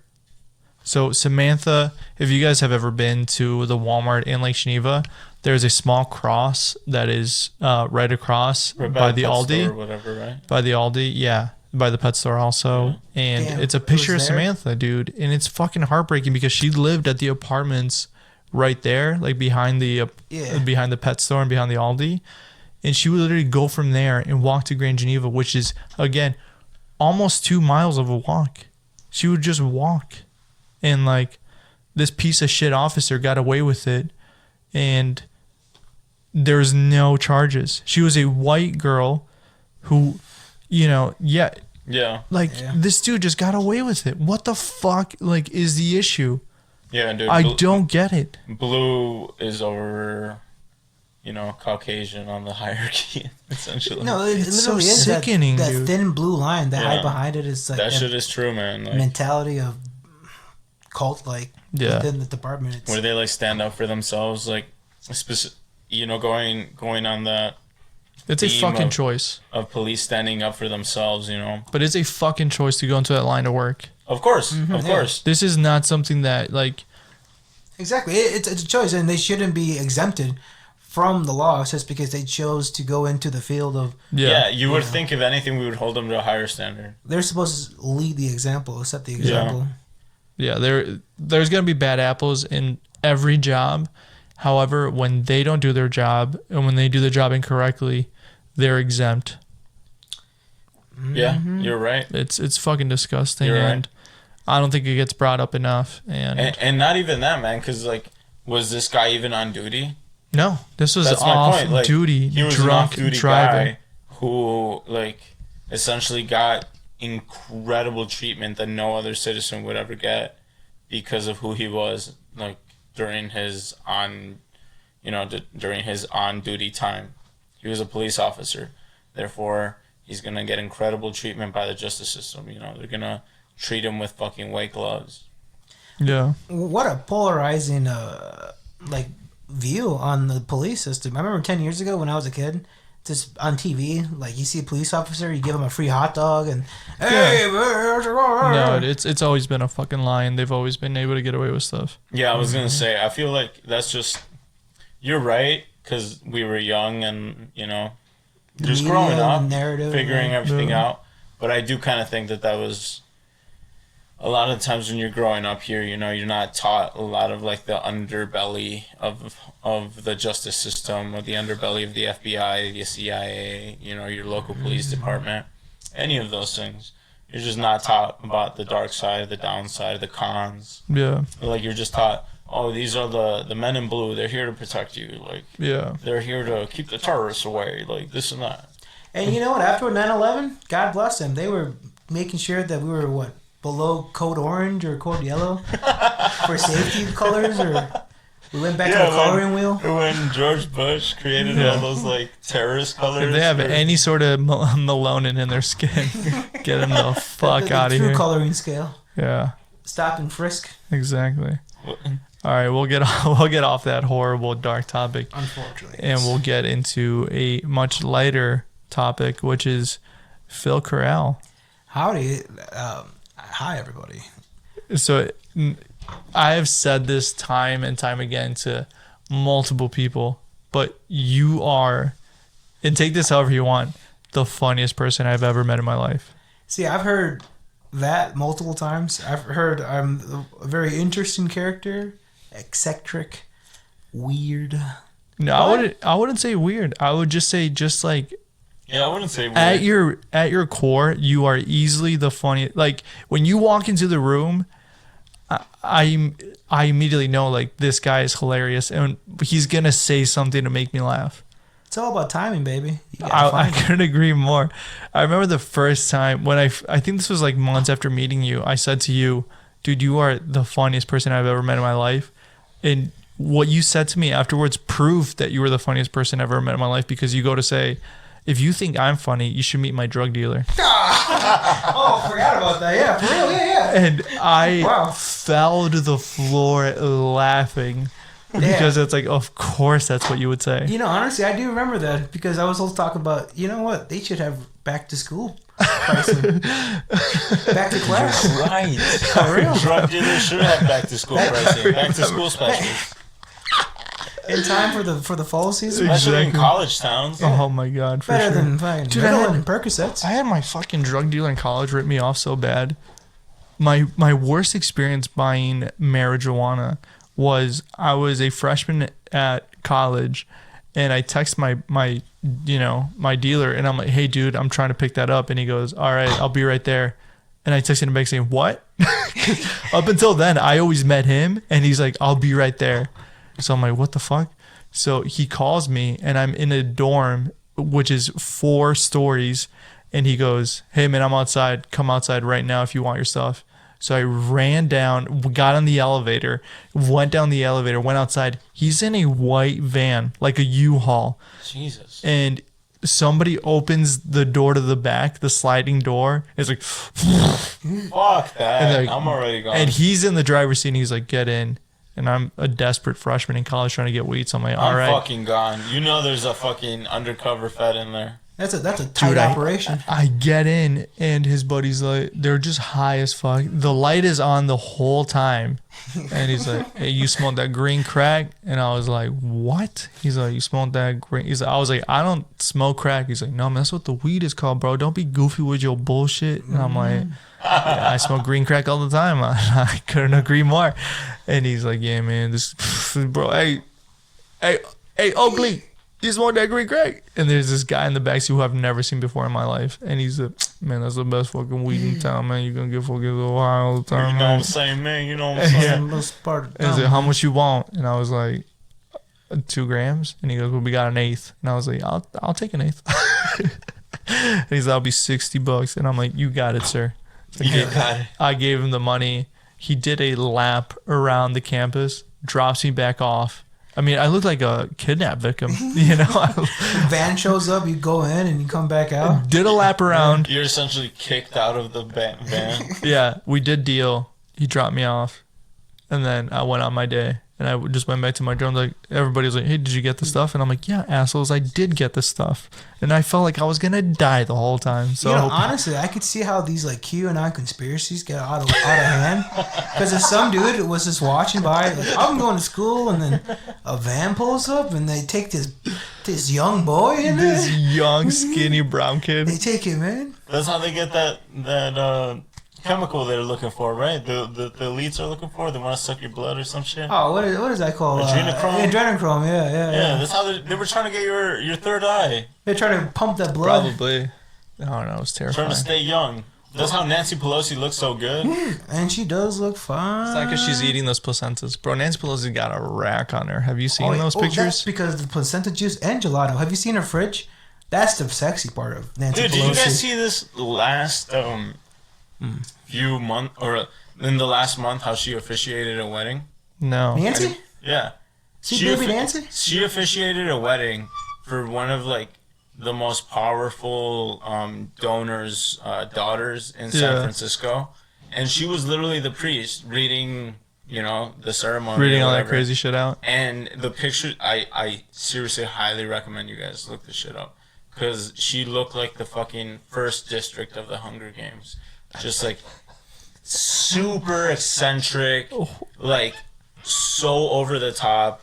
Like, if I call your fiance, would she answer me? Why? I'm gonna ask if she would accept Nancy Pelosi officiating your wedding. All right, call her. Let's see if she answers. I don't think she's gonna know. Honestly, who she I is. think that you guys have to give her your she- firstborn she's- child. It was just In order for her fucking to do that. disgusting. Like, as somebody who like supports, pretty fucking lefty politics. Yeah. That this is the fucking leader of the quote unquote lefty party in Yeah. America, and she's over here yucking it up with the fucking elite of the elite, the richest people in the country. And she's supposed to be the person who stands up for the working class and stands up for, But she's too busy role playing and having her day off. It's fucking gross. I don't think she's gonna answer. She probably got wind they were talking bad about Nancy. I'm sorry. It's all She'll right. probably call you back in a little bit to be All honest. right. How much money would it take for me to buy Nancy Pelosi to officiate your wedding? Probably a lot, to be honest. You wouldn't be okay with it? I wouldn't be okay with it. No, fuck no. Dude, she's the leader of the free world. This is No, she's Nancy not. Pelosi. She's the one that ripped up the Bible or read the Bible, right? She did something with the Bible. Yeah. I think she's in the Bible, to be honest with you. I think she is the New Testament. Donald Trump was the Old Testament. We had our fun there. Yeah. No more. New Testament, all about salvation and bringing it back. That's true. I Nancy couldn't agree. Pelosi. Couldn't agree more. She's beautiful. But I mean, in all seriousness though. Wait, in all seriousness, let's go back to how we met. We for got real, so though, off yeah. track. We've been a little bit sidetracked. It's All been, right. it's been a good. Phil, good tell us night. how you met Luis. Yeah. No, Luis. I met Luis actually at the tell me- first tell dining our restaurant. audience. We all worked together at the. Well, I don't know if we say it, but Yeah, tell Yeah, people. we've We said can their just name. say it. Yeah, That's okay. yeah, absolutely. I've asked him if we can film there, to be honest with you. really, that'd be Yeah. good. That'd be. You have? Wow, actually, Yeah. that'd be a good spot. They're like, well, we'd have to talk about it first. We all met at the Geneva. We have an Inn. audience of 100. What is it talking about? We'll do a live podcast. Yeah, exactly. No, but we all met at the Geneva Inn over there on Lake Geneva Way. We were all much younger. All of us had much shorter hair. Oh yeah, for real though. That's If anyone weird, knows me 'cause, now, like, I got inches usually on low me. key men our age are losing their hair. Yeah. Not necessarily. Dude, not growing us. out. Not the three of us in this room. Lucky best. And the third member of the podcast. See, that's the thing I He didn't probably get. has the best hairline. J May. He has a good head of hair. It's stress free. Like the whole Gabby Pinito thing. When she True. went missing and her boyfriend Brian, True. what's his name? Brian Laundrie? Yeah, Brian Laundrie. What was he, 22 and bald? Yeah. Get out That's of probably there. why he was Not losing us. because she was missing. Not us. Yeah, because he was missing his girlfriend. Yeah. The Yeah. stress. Exactly. Yeah, well, the stress of trying to find her body. He didn't know what happened. And then they were blaming him for some reason. What's that all about? What For the real. fuck? This Makes is no a young sense. dude losing his hair already. He Yeah. has enough on his back. Just Yeah, a good exactly. patriot American, looking for his Apple pie eating, lunch pail, Exactly. blue collar worker. beautiful Snow White like wife, Rest in peace, Exactly. baby Gabby. Rest in peace. But no, it was a beautiful time. No, we were all much younger. We were the Yeah. first wave. If anyone, We were the first wave. We literally Yeah. were the first wave at that restaurant when IGN grand was still a reopening thing. and all that stuff. Yeah. That's where I met Anthony. Yeah. Yeah. Shout out to Anthony Garcia. If you guys haven't heard, a couple of weeks ago, check back into the Episode vault. 7, I believe. Beautiful collection of the podcast and beautiful vault. Arguably our most informative episode yet. That's true. I was honestly one of our best. Like, it has to be on the Mount Rushmore.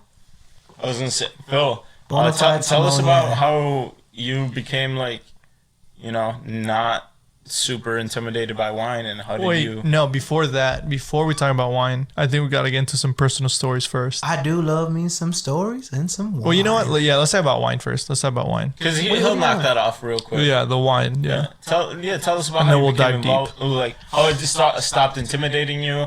How you became, a fan.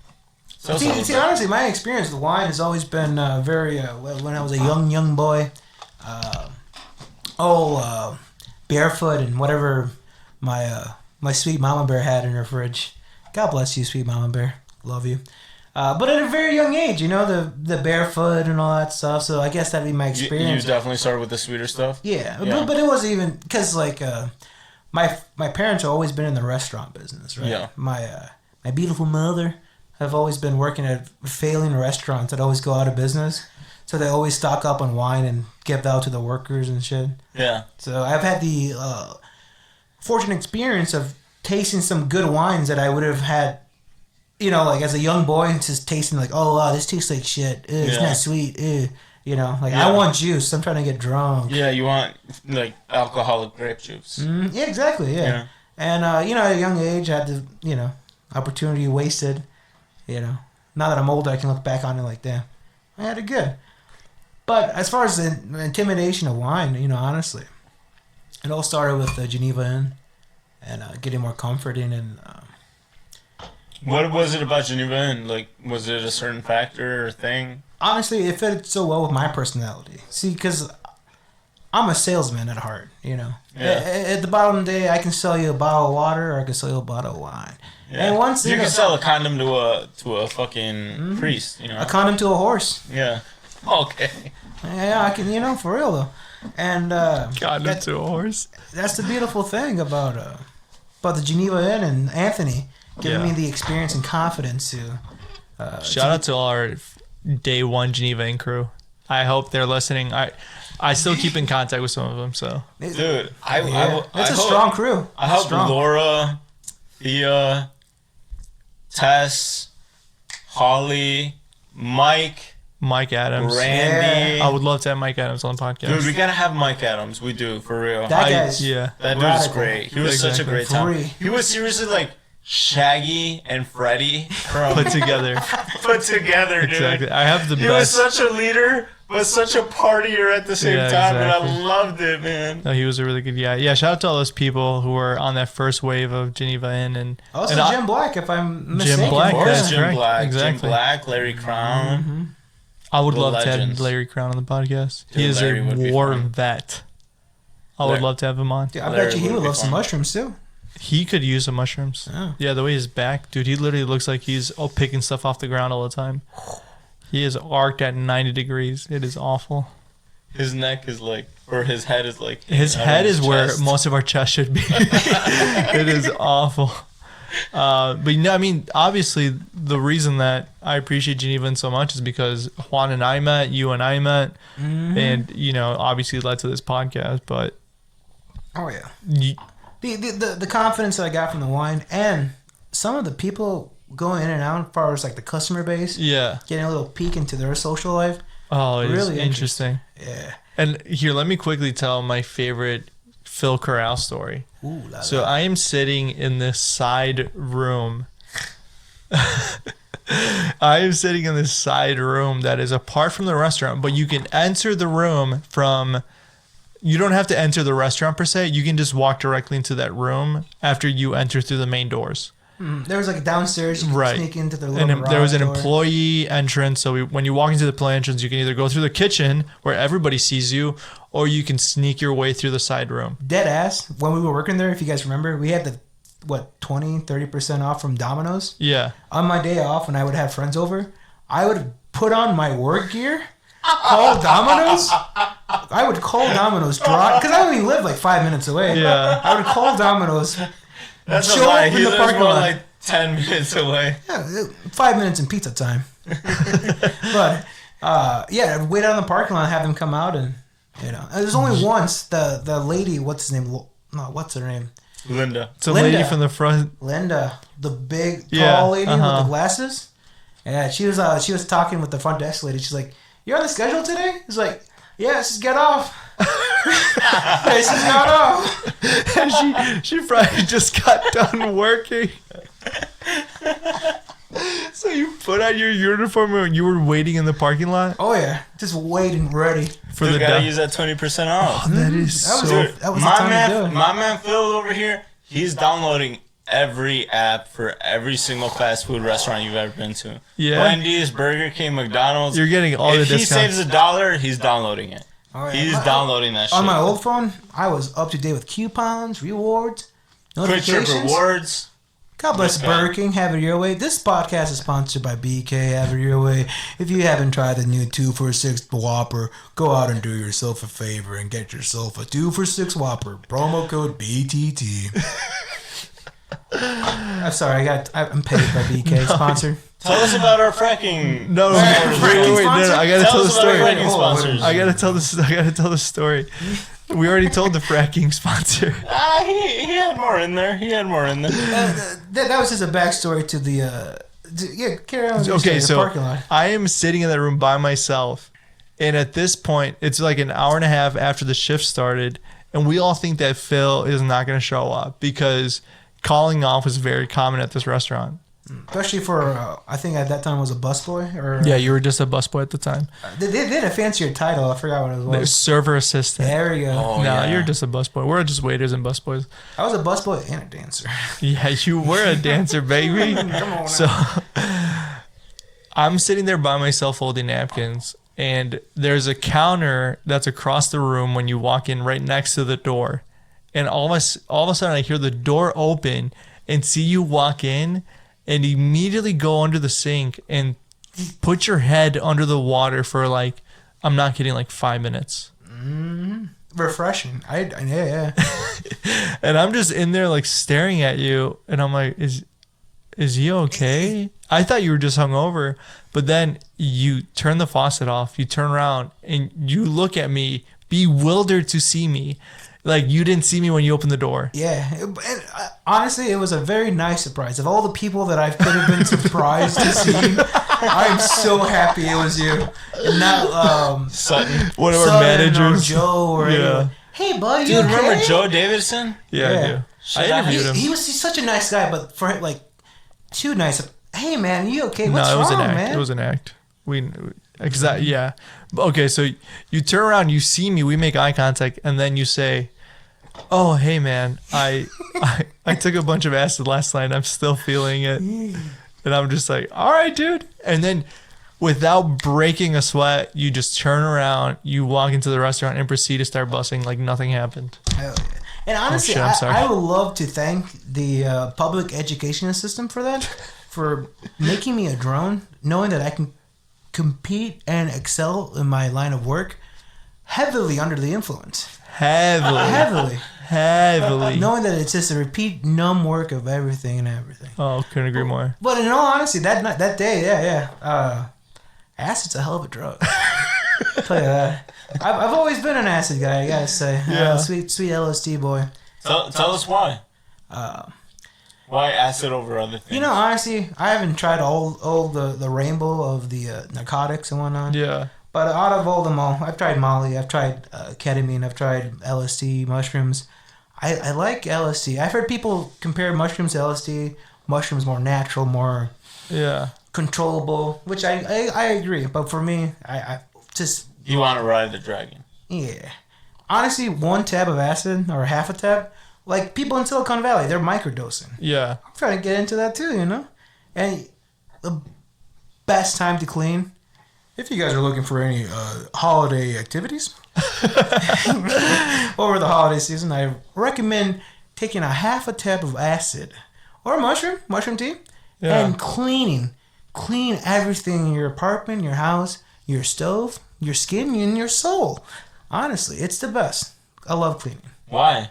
But specifically on mushrooms or acid? Yeah, I've never heard any this. This is new to psychedelic. me. It's just the visual aspect of seeing something dirty or, you know, something in its original form and manipulate it into something that you want to see. Yeah, something clean and perfect. Yeah. Yeah, I got really deep into acid when I was a young boy. That sounds like it. When a young boy. We can talk about for sake of time, let's talk about let's highlight 1 or 2 hardcore drug experiences. Honestly, that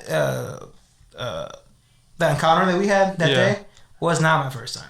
The first time I ever pulled a stunt like that. I don't think anybody thought that was your first time. I was gonna say, clearly this is something he does really often. Scooting on by. No, honestly though, an old joke. Starting with you, Phil.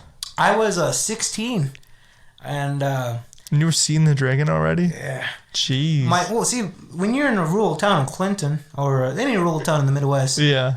drugs are your friend. You're either out there getting drunk and getting Me Too'd, or you're doing some drugs. I went the latter Remind way. him to tell you about his Drug Me route. Too story. I have. All right, go ahead. Psychedelics. When I was 16, part of my funniness. I put myself out there in different uncomfortable situations. I was never a good singer, but I was part of the choir for all of it. Never good at acting or anything Or like that. at musicals. Yeah, musicals. My life peaked when I was Donkey in Shrek the Musical. In all honesty, like I have pictures like on my dating websites. Yeah. I just put in my bio. I was Donkey in Shrek the Musical, and thank God for meme culture because that's all I have to say nowadays. And show them pictures of me in my donkey suit. They're like, "Oh, what?" Showing pictures of you 10 years ago. Couple years ago. 10 years in human, but what is that in donkey years? Come on. Exactly. Yeah. What is that in Exactly. donkey years? But I mean, it's just putting myself in situations like that. And I went to my first music festival when I was 18 up in Wisconsin. Till then, I never heard of the whole, what it is now. Yeah. The electric forest, the EDM, everyone's going out there with Yeah. their phones and stuff. I went out there, I saw the Wu-Tang Clan. Saw the Wu-Tang Clan at this festival, yeah. God damn, that's Jesus. pretty cool, actually. Chance the Rapper, if you guys are familiar with him, Yes. has just busted out with Well, Acid who? Rap. Never heard of him.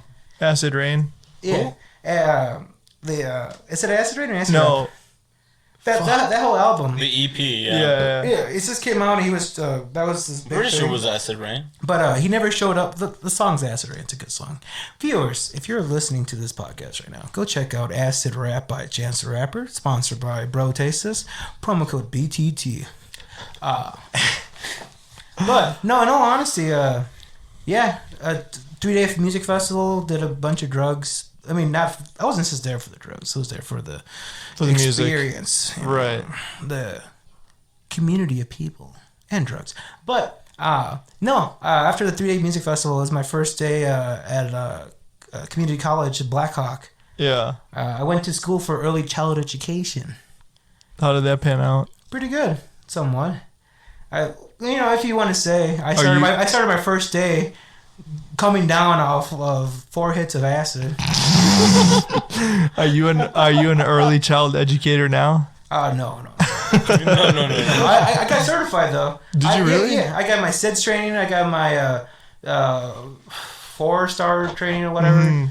Food and safety and all that stuff. So if a child was having a choking incident, you could perform CPR on a child, which is much different than performing CPR on an adult. I would be able 100%, to ragdoll a child. Yes.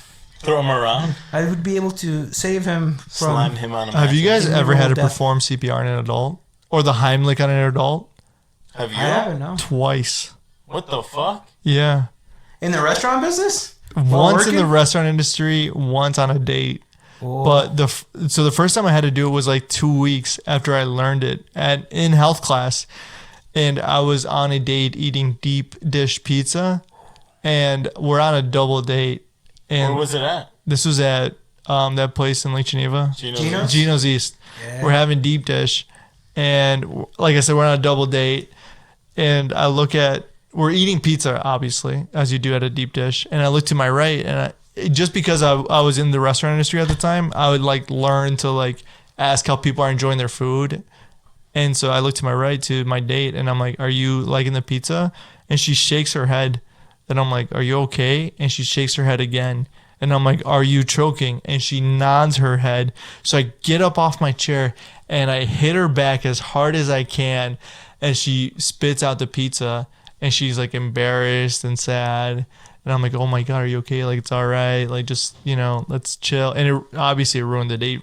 But I'm like, damn, well. Ruined the day. You just saved your life. Yeah. Well, I mean, just like, because it got put in a bad, Yeah. it just, sour taste, obviously. So then in No pun health. intended, yeah. So then this was on a Friday or something, right? And then on Monday or Tuesday, whenever I had health class next, I walk into health class and I had it with the same guy that was on that double date with us. So then the teacher proceeds to start the class with, oh, actually, we learned the Heimlich 2 weeks ago. And for those of you who don't think it's applicable, actually one of the students in your class performed it and is actually a hero. And I'm looking around the room like, oh shit, like I wonder who did it. Miss Smith? Yeah, I was like, I wonder who did it. And he goes, Luis Porras, could you please stand up? And I had to stand up in a dark room, and everybody was like, you know, because you're in high school and everybody starts awkwardly clapping. Mm-hmm. So I'm like, okay. And he goes, tell us what happened. So I had to then just like fake a story. And I was like, I saw somebody choking while working at a restaurant. And so I helped them. And everybody's like, so I'm like, okay. But then at the age of 25, I had to do it in a restaurant. Much more serious, much more real. Horrible experience. So it's a birthday. It's a 6 top, 6 people at a table. I bring out the food. The birthday woman who's turning 50 gets steak. With steak specifically, as a server, you almost always check those first when you come back to check on food. So I come back to the table. It's her birthday. She ordered steak. I'm going to go to her first. I go to the table. Hey, how's everybody enjoying everything? Miss, specifically, how is your steak so far? And she has her hand on her chest. And I'm like, are you okay? She shakes her head. And I'm like, are you choking? She nods her head. So then the woman next to her is giving these like love taps on her back. No, you gotta mess her like up. Scratching her. Like she might as well be scratching her back at this point. And she's like, So then I'm like, can you move? And I lift her up with my left arm, and with the palm of my right arm, I proceed to hit her as hard as I can. We're in a private dining room of like 18 tables. Everybody is looking over and see me whack this woman like she owes me money. And she spits out the fillet, and she's like crying because she was choking, and she's red in the face. And I'm like, are you choking anymore? And she shakes her head. And I'm like, are you okay? And she nods her head. And the entire room proceeds to applause, which makes me feel very awkward and uncomfortable. And so then I proceed and just continue. All right, Tom Cruise. I just do my job. So just every day. Yeah. This so is that everyday life for me. I literally go. I was just so uncomfortable. And I go to the next table and I'm like, hey, just wanted to check on you guys if you're okay. And they're like, are you okay? And I'm like, yeah, I guess you're right. So then I walk to the back room and I just like take a couple of breaths to myself, and everybody just walks up to me like, dude, what the fuck just happened? And I'm like, oh, I just had to help somebody. They were choking. And when they were leaving, it was even more awkward because everybody in that room was like, you helped that woman out? And I was like, well, somebody had to do it. You know, I'm just like, I'm glad that I did it quick enough. And I was just trying to, because I feel really uncomfortable when it comes to recognition. And they were like, you know, you did a good job. You did a good thing today. And I was just like, well, I hope they fucking tip me. I hope they tip me well. I hope it shows. Yeah, exactly. Everyone's happy, but like, there's got to be some people within that family like, damn it. Damn it. I was so close. I was so close to getting my inheritance. This dude at some fine dining restaurant piece decides of to be a shit. hero. Exactly. This piece of shit trying to do his job. I'm trying to go to Burning Man this year, but dude's trying to be some kind of goddamn Kyle Rittenhouse at a restaurant now. Trying to be a savior and a patriot. Oh my god, that is so funny. But honestly, though, for real though, thank God, because like that, her friend was just clawing Dude, her back. Love tapping her. Cat scratch fever over there. Right, like your dog when it wants to be fed. You When know, it wants to go outside. Exactly. I'm like, get out of the fucking way. She's probably the one that's gonna inherit. She's probably like, oh, I'm helping. I'm doing You're what's right. She was right. probably the one that had to send Dude, and like something to win. 2 weeks later, my server section is in that same room, and some younger girl is like, oh, you're Luis. Like, because I introduced myself. I'm like, hey, welcome to the restaurant. My name is Luis. And she goes, oh, you saved my mom's like 2 weeks ago. And I was like, excuse me? She goes, yeah, you performed the Heimlich in the same room. Well, which mom is that? Which one? Oh, no, this happens every week. And then she goes, yeah, thank you so much. Like, that was, and I'm like, can we get over this? Like, can I just, do you want the fettuccine alfredo or the bolognese penne? Like, which one is it going to be? For real though. Yeah. Juan, what has been your most intense experience on drugs? Jesus, I thought you were gonna say a restaurant.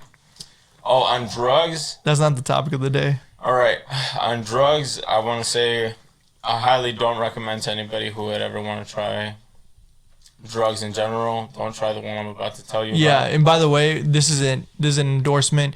Do not do drugs. As we said on the mental health episode, seek therapy. Drugs are extremely bad for you. Bad. They only provide bad things in your life. With that being said, Juan, please continue. Continue with the best experience of your life on drugs, Juan. I was gonna say I feel like I highly disagree with Luis. But no, for legality issues, don't do drugs. Yeah, if For anything. legality issues, don't do drugs. Yeah, for legal issues, don't do them. But on a real note, they're not that bad. No, okay, no. I do not endorse any drug use. I strongly do not endorse any drug use. We're here drinking a drug. Yeah, but we're As we're the recording legal this age. podcast. We're the required age. If you're Canadian, go out. You earned it. Alcohol is a drug. Just saying. It's just a legal drug. With that being said, Juan, tell us your most intense drug experience. Intense. Intense, not good, not bad. Intense. Yeah, I'll tell you the intense one. So when, let's say, I was probably like 16, 17. Probably closer to 16. Yeah. Hanging out with a few friends. You obviously know Padilla. Yeah. And then obviously, or not obviously, but as well as a friend that I had from the football team, who was like but he was a guy who hung out with like a more hood rat crowd, but he happened to be on the sports team, and he was just an incredible social chameleon. He could hang out with like the preps, the hood rat crowd. He was just that kind of character, right? And we were hanging out with him, and we were hanging out in front of a certain lake in Delavan, and with his friends in front of a apartment complex, and we were looking for marijuana. We couldn't find any.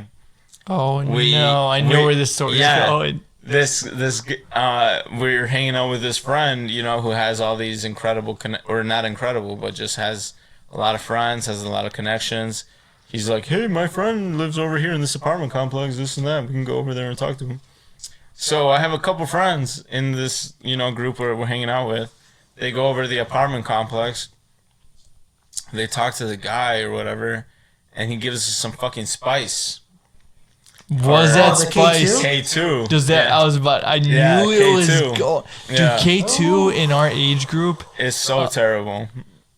It was essentially synthetic weed, right? Right. You could buy that stuff. Yeah, you back could in the buy old it. days. Yeah, Yeah, you could buy it at stores. tobacco stores. Yeah, you Yeah. could buy it at tobacco stores, and it was just terrible. Like, people would smoke it, and they would feel things that were a sort of like psychoactive experience, but it wasn't pleasant at all. It was No. It made you feel very anxious. It made you feel very thirsty. It made you feel just extremely anxious, right? And I had never heard of this or that, and I'm hanging out there with a couple of friends who are like obviously more experienced in this field of experiences, and we're hanging out at the park. It's a hot day. It's a summer day. You did it in the middle of the day. Yeah, and not only did we do it, we did it, and two of the friends are making plans with the guy we did it with to come back and get tattooed by this guy. so that shit happened, right? Like, a few friends are like, not only did we have a great time smoking the synthetic weed with you, but like, let's come back and fucking get tattooed by your like felon ass who's clearly fresh out of prison. And this shit happened. We're going across the street. We're going on a little hike. And just things take a turn for the worst. Like, I just begin to experience like a dry heaving. I'm super thirsty. I can barely like speak because I have no moisture in my mouth. I'm like essentially like spitting like foam. And one of the guys that I'm with like tells me like, do you want me to give you like fucking lake water? and I didn't know what to tell him because I was like that thirsty. Yeah. I really needed like water or moisture. And it was, like I said, it was a hot day. And one of the other friends, who was supposedly a close friend, was like telling the other friend, let's just leave him. Yeah. Oh, hell no. Yeah, exactly. So it was just a freaking terrible experience. At the end of the day, I ended up back in the car with the friend group. Like, no matter what that douchebag friend said, the rest of the friends kind of like, you know, Looked after me. And they just gave me a shit ton of water once we were in the car. Holy and shit. they gave me, low-key, a little bit of weed. Normal weed. For your troubles. Yeah, for my To troubles. calm you down. To calm me down. And Here you go, kid. And yeah, like, it was just an incredibly terrible experience. I seriously, if you're ever a young person and trying to fuck around with, you know, psychoactive experiences, I very much don't recommend anybody ever try Spice, K2, any of the synthetic marijuanas or anything like that. It's just, it was a terrible experience. Like, I'm over here still remembering it 10 fucking years later. Like, I've tried K2 only once, and that shit was intense. it was See, so I knew scary. it was like K2, right? Yeah. I was like, oh, it's like marijuana. I was like, oh, cool. Yeah, you hear it's synthetic marijuana, so you think They even it's smoke it that. like it's marijuana out Yeah. of a bowl Yeah. and all that stuff. And like for me, it was like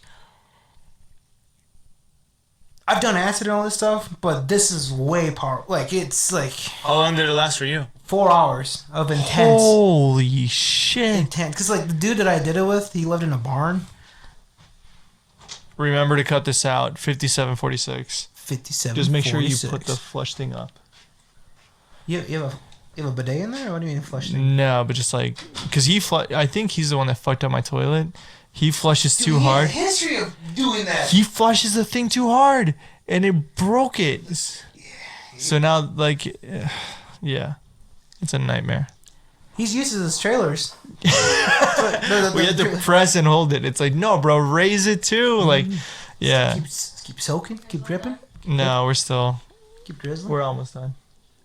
That wine, is that like a heavy like alcohol wine? It's like 12.5, which is like average for I wine. don't know why drunk like wine You feel a gets me heavy? Drunk. Anything else is not. 13. It's Greek. Maybe the Greek god, they're I'm touching like your spirit. leaving, I'm like, Wine, yeah.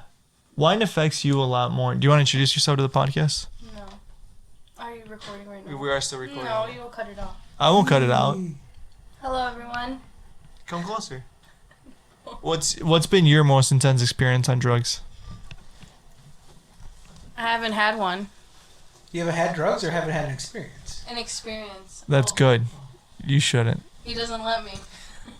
Well, He won't let me. if you listen to this episode, probably for a good reason. Yeah, it's hard because Have you told your experience? No, Or- but I will. Oh. You're gonna give us a RoboSynth experience. Yeah, so yeah, I want Phil to close the show because I know Phil's is going to be the wildest. For me, I've gone to the ER twice due to anxiety induced Not very high by tolerance for THC. Stop. Twice. Wait, you went to the What the THC? fuck, Luis? I went out. So the first time I went to the ER by THC was I was leaving the restaurant and one of my friends goes, "Hey, do you want a hit of this?" And I go, "It's not dabs, is it? It's just regular like THC oil." No. And he's like, "No, it's just regular THC oil." I take a hit and on my way home I'm like, this is way intense. And it was dabs oil, which is like the hardest THC you can get.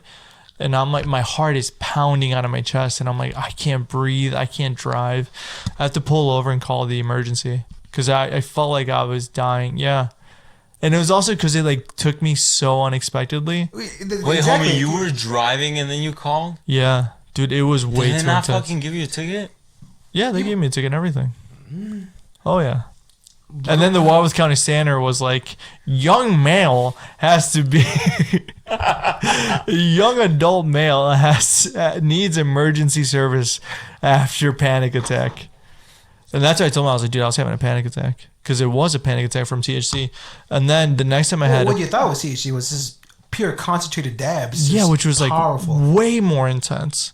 Then the next time I did it, I ended up doing like 500 grams of THC, which is like Wait. The next time you used after this? No, the No. next time that he had a. The next Next time I went you to had the ER. call. Okay. I was looking for CBD oil, and so I look up CBD oil in my area, and there was this like CBD store in Kenosha. So I'm like, cool, I'll hit them up. I go, I'm like, dude, I'm just trying to go to sleep at night because when I go to the gym, I'll take caffeine. And when I come home, I can't sleep. Do you have anything for that? He goes, yeah, man, I got the CBD stuff. That should calm you down. And it's a gummy, and here's some drops. So I was like, cool. So I eat a gummy. I take like 10 drops in my mouth. And after like 30 minutes, I'm like, my heart again is pounding. And I'm like, this isn't normal. This is not normal. After an hour, the room around me is shaking. I can't walk. I feel like I'm about to pass out. And I'm like, this is way too intense. This was not just CBD. I go to the ER. My lovely girlfriend drives me there.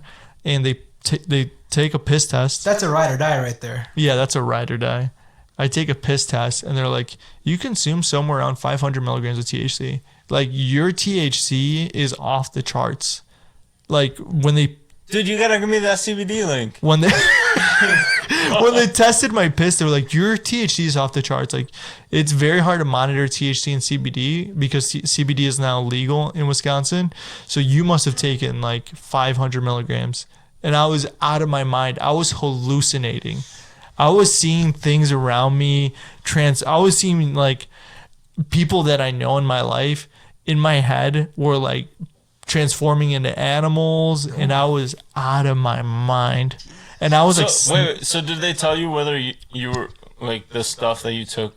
They said it was only CBD THC. Or THC? They told me it was. They told me it was definitely THC. They're like, your THC levels are off the chart. Yeah. They're like, you must have taken somewhere like 500 milligrams. Yeah. And I was like, Jesus. And you told them that you just tried to take CBD? And I had the stuff with me, and it only said CBD on it. And they're like, yeah, honestly, what we recommend is you calling that place and telling them what happened, because then they have to get shut down, and call the police department and tell them what happened, because then they have to go to the FDA and all this other stuff. Mm-hmm. I didn't do any of that. I was like, I don't give a fuck. Somebody else can take the trip with me. So someone can file the paperwork. Yeah, exactly. I was like, I don't give a fuck. Again, send me their details. I'll send you. And by the way, I drove by the place the other day. They're still open. Look at that. That's what's up. Give me them details. I'll gladly give you details. You guys support local businesses like that. That's what I was trying to local do. Wisconsin economy. And I'm taking CBD, like gummies before, never like that. Like, See, that's the other thing too. It's the way you digest it. It's the different property principles. Oh, it for sure. breaks down and all that stuff. Yeah. And like, if for the viewers who don't know, Luis is built like Rocky in between. Sylvester Stallone between Rocky 1 and Rocky 2. He's got a little bit of body fat, but he's trying to get back down to 10%. exactly. And with that body composition, breaking down 500 milligrams of THC. It was, yeah, but the most intense and worst experience I've had was on Molly at a concert. Before we even get on the train to go to Chicago, I asked my girlfriend, hey, I have Molly with me. Do you think? And I've had Molly with me at that point for like 3 months, and I hadn't done it yet. And I'm like, should I bring it with me? And she goes, I don't think so. I don't think like you should. And I was like, I'll bring it with me just in case we're feeling adventurous. I take it with me. We had been drinking all day from the moment we got on the train at 12 in the afternoon. It is now 8 p.m. Ooh. Hammered.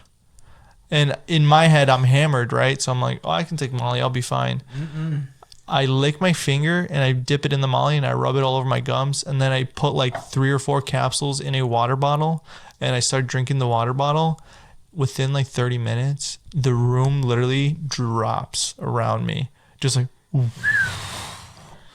And Everything I'm like, turns to black. I'm literally like touching my hands and like, and my girlfriend and my friend at the time who was in the room was like, he's still my friend, but like my friend there was like, are you okay? Like, and he tells her like, yeah, I saw him taking some stuff. And my girlfriend's like, how much did you take? And I was like, well, this much. And I throw up immediately. And I start having this like, just like. You threw up on the train? I threw up in the hotel room. This was in the at hotel 8 p.m. room, at night now. We're about to go to the concert. Oh, you pre-gamed hard. A pregame from 12 in the afternoon, from noon till 8 p.m. I had been drinking all day. Good for you. I then, because I'm hammered, I think it's a good idea to do Molly. And the amount of Molly that I consume is a ton because I'm hammered. I throw up in the hotel room. It goes everywhere. And then I proceed to just throw up in the toilet, and I'm having this run of emotions about my family, my dog. I'm having ego death. Dude, tell me what when you do psychedelics, you always think about your fucking pets. That is the for real. first thing Why I does that think shit about. happen? The real ones. Exactly. I'm like telling my girlfriend to give me my phone so I can call my brother and sister. I'm like, I need to tell them I love them. They need to know. They need to know. As you drive even over some hotel bathroom. Dude, I threw up so much, and I proceeded to tell my good friend Alan, who we've called on episode 3, some of the worst things that have happened in my life, which you should never bear on a friend, let alone a person you know. And then I like for the next like 8 hours, I'm just tripping balls and just going through a life crisis. And then that's what led me to then going to therapy, because I'm like, I have all these unresolved issues that Molly brought to the center. And it was just so intense. Molly's such a powerful drug, especially so with water. strong. Molly water.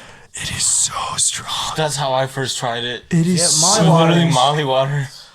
Dude, Like, let's give some props to Mike Adams because he introduced me to that shit. dude, Shout out to Mike Adams. I was at a concert and my girlfriend was wearing this like mesh shirt, and for 2 hours I was just rubbing the shirt up and down with my hand. Like I was just like looking at the show and just rubbing. Like I couldn't stop feeling her shirt. Otherwise, I felt like my brain was gonna collapse. And then when we get into the elevator to get back to our floor in the hotel, there's these 4 middle-aged ladies. They're like, where are you guys coming from? Because we were dressed in tie-dye. And at the time we had dyed hair. And and my girlfriend's like, oh, we're coming back from a concert. And my pupils are the size of... You look like a raccoon. Yeah. Yeah. My pupils are the size of fucking like $50 at this point. And she goes, one of the ladies in the elevator goes, did you guys see any zombies out there? And I'm just licking my lips profusely and trying not to make eye contact. I'm sweating. Just Yeah, thinking about and zombies. I'm like, Holy shit, zombies? I don't know what you're talking about. And I'm just grinding my jaw.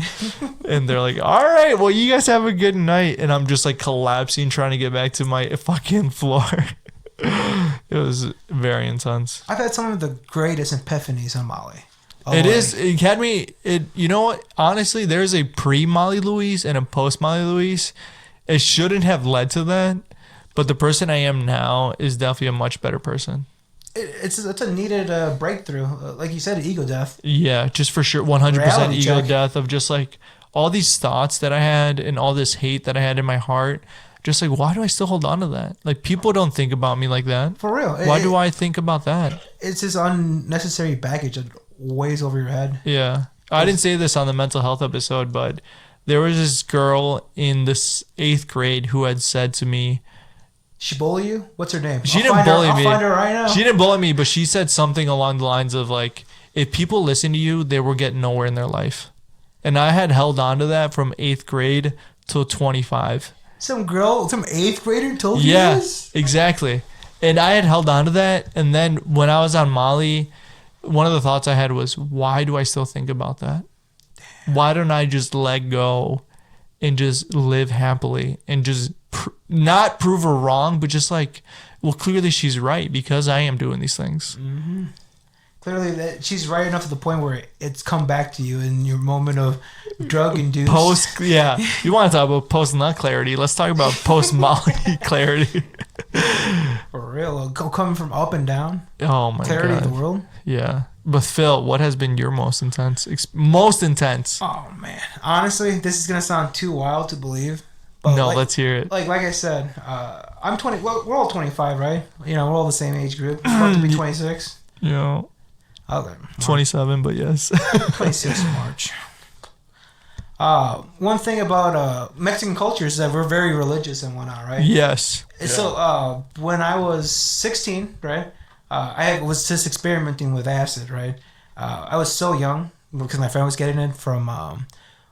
I thought acid had for all the viewers who've never done acid or ever do LSD, if there's a strong bitter taste to it, like a strong like metallic taste, spit it out. Those are chemicals you were ingesting. LSD should never that shit out. Never taste anything.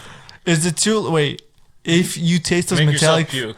If you taste those metallic flavors and you spit it out, is it too late? It depending how fast you can get it, how fast you spit it out. Because like honestly, it seems like it would be too late. I bought from a sketchy source years after that experience of like, if it's a spitter, if it's bitter, it's a spitter, right? And the dude I bought from was like, I don't know if it's good, but I'll give it to you. It's like, all right, put it in my mouth, spit it, because it tastes like literally iron. Yeah. You put it in your mouth and you spit it out. Tastes like pennies. Yeah, very bad. Yeah. And anything you drink after that tastes like that. Like I tried drinking water, like Juan was saying. Yeah. You get so hot and sweaty and so induced in your drug state. You get like super thirsty. Yeah, and the water, anything tastes like shit for a good hour or so, right? And me being young, not new to LSD, I was like, this is what LSD is supposed to be like. Yeah. It's supposed to taste like shit and make everything taste awful afterwards. This is great. I love it. And around that time, my mom was being what's the word I'm looking for? Recruited by the Mormon Church out in Janesville. So you mean the Church of Latter-day Saints? Yeah, the elders. Yeah. Elder John would come by and Elder Ryan, I think. These two young dudes, right? I must have been 16. I was 16. They must have been at least Dude, in Mormons 20. are creepily young. Yeah, for They real. always get like the youngest people, and they always take some fucking people and teach them Spanish. Yeah, no, but Like they'll take you like, get the community of like the Mexican culture. Like we're No. always in some kind of religion. but they'll take Greg from fucking Best Buy, and then they'll teach him Spanish, and then They'll it'll pay be a for his bunch college of in Gregs from Utah? Best Buy. Yeah. Good college shit. And now they're living in Elkhorn Yeah. because they're trying to add me on social media, and they're all from Elkhorn. Well, they got my mom and my sister, who are both baptized Mormon. Yeah, they got them. They got them. Your sister's Mormon? My now? sister's Mormon. She was baptized Mormon. When, I don't know, 13, 12 or something like that. She was 13 years old. I was, like, I was exposed to some information about how they were like one of the most low-key racist churches in America, and how they didn't allow black people into their congregation until like pretty semi-recently, like 20 years ago or something like that. No, it's all Like true. you were not allowed to be a non-white Mormon until like 30, 40 years ago or some shit. And it all changed once the Mormon Church affiliation got into recreational sports and added a football team. And they're like, BYU? This is not cutting it anymore. We need to accept the Brigham Young brothers. University? We need some black Mormons in here right now. We need to bring back a trophy now. All right, let's continue with the story. But they would recruit my mom, so they would oftenly visit my mom's place, right? Yeah. And the one time that my parents weren't there, my siblings weren't there, just me and my friends already experimenting with acid, right? Yeah. It's two of my good friends. We're trying acid, right? And then I hear a knock on the door. I go out there and open it. I'm thinking it's going to be one of my other friends, maybe. You remember Cody? He was around there at that time and all that stuff. And it's the two brothers. It's the two elders from the Mormon church. And like at that point, we must have been. And you're high on acid? Yeah, we must have been coming up on acid, right? Because acid, if you guys done psychedelics, it takes like an hour. Yeah. Ooh, with authentic acid, yes, takes like an hour, 45 minutes of a buildup.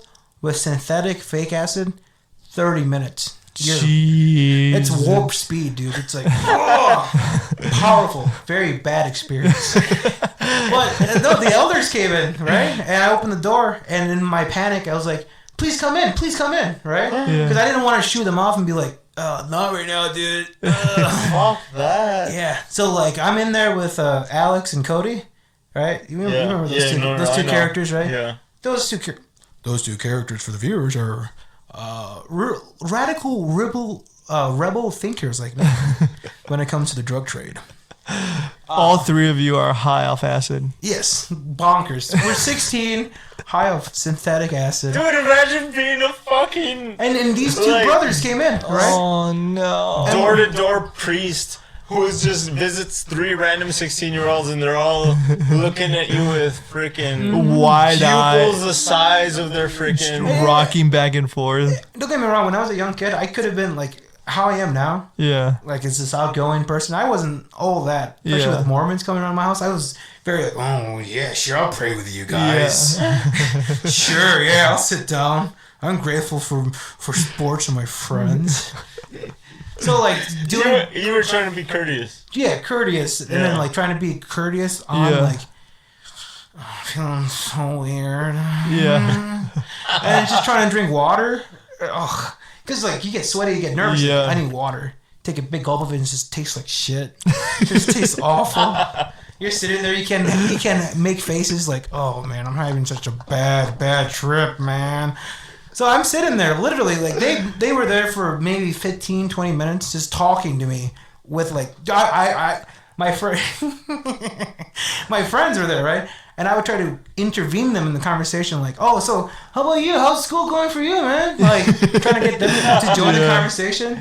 And they would just be very quiet, and I would just try to, like, bullshit as much as I can. I was like, yeah, it's so great. It's the importance of family, and it's just the importance of lessons and virtue. I mean, they must have known you were off your mind. My eye, like you were saying, your pupils and Dude, Molly, they get crazy. and like you're in a small trailer with 3 like 16-year-olds just like knocking door to door. You come in there and like try to preach the word of God. And then You're like, these kids are beyond saving. this big Mexican kid sweating profusely on his couch. He keeps drinking water but spitting it out. He's trying to involve his friends, but clearly they do not want to be part of this at all. Oh my So how god. did you get him out of there? It literally prayed. It was like, all right, it was a good So you 15 just minutes of went like through the catching up. little spiel? Yeah. They went to a spiel, they prayed, and they're like, all right, let's get out of here. Yeah. And you know when they Let's walked out, they're like, we are not coming here Did again. they give off any like tips of that they knew what you were going through? No, because after that, it'd come back and. They still came back. Oh, yeah, because once you're part of the Mormon church, they expect you to pay like 15% in taxes at the end of the year. Or it's a crazy. A tithe? Yeah.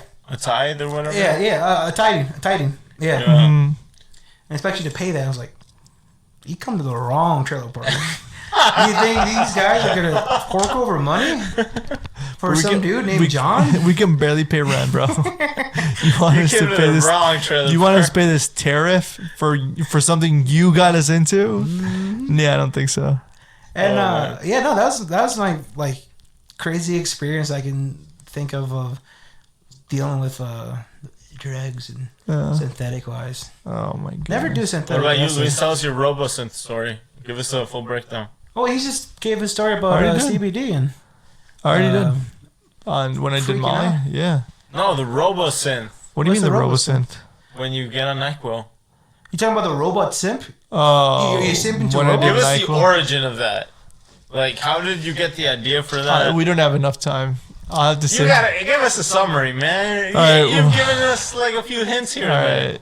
No, we'll save it till next time. We'll save it till. See, this is exactly what the viewers want. The viewers well- are hearing Yeah, this, a little Easter egg. The All viewers right. want to hear this, Luis. They're like, robot synth? What the hell? Tune in next time, losers. All If you right. want to subscribe, This is a long episode, but hell yeah.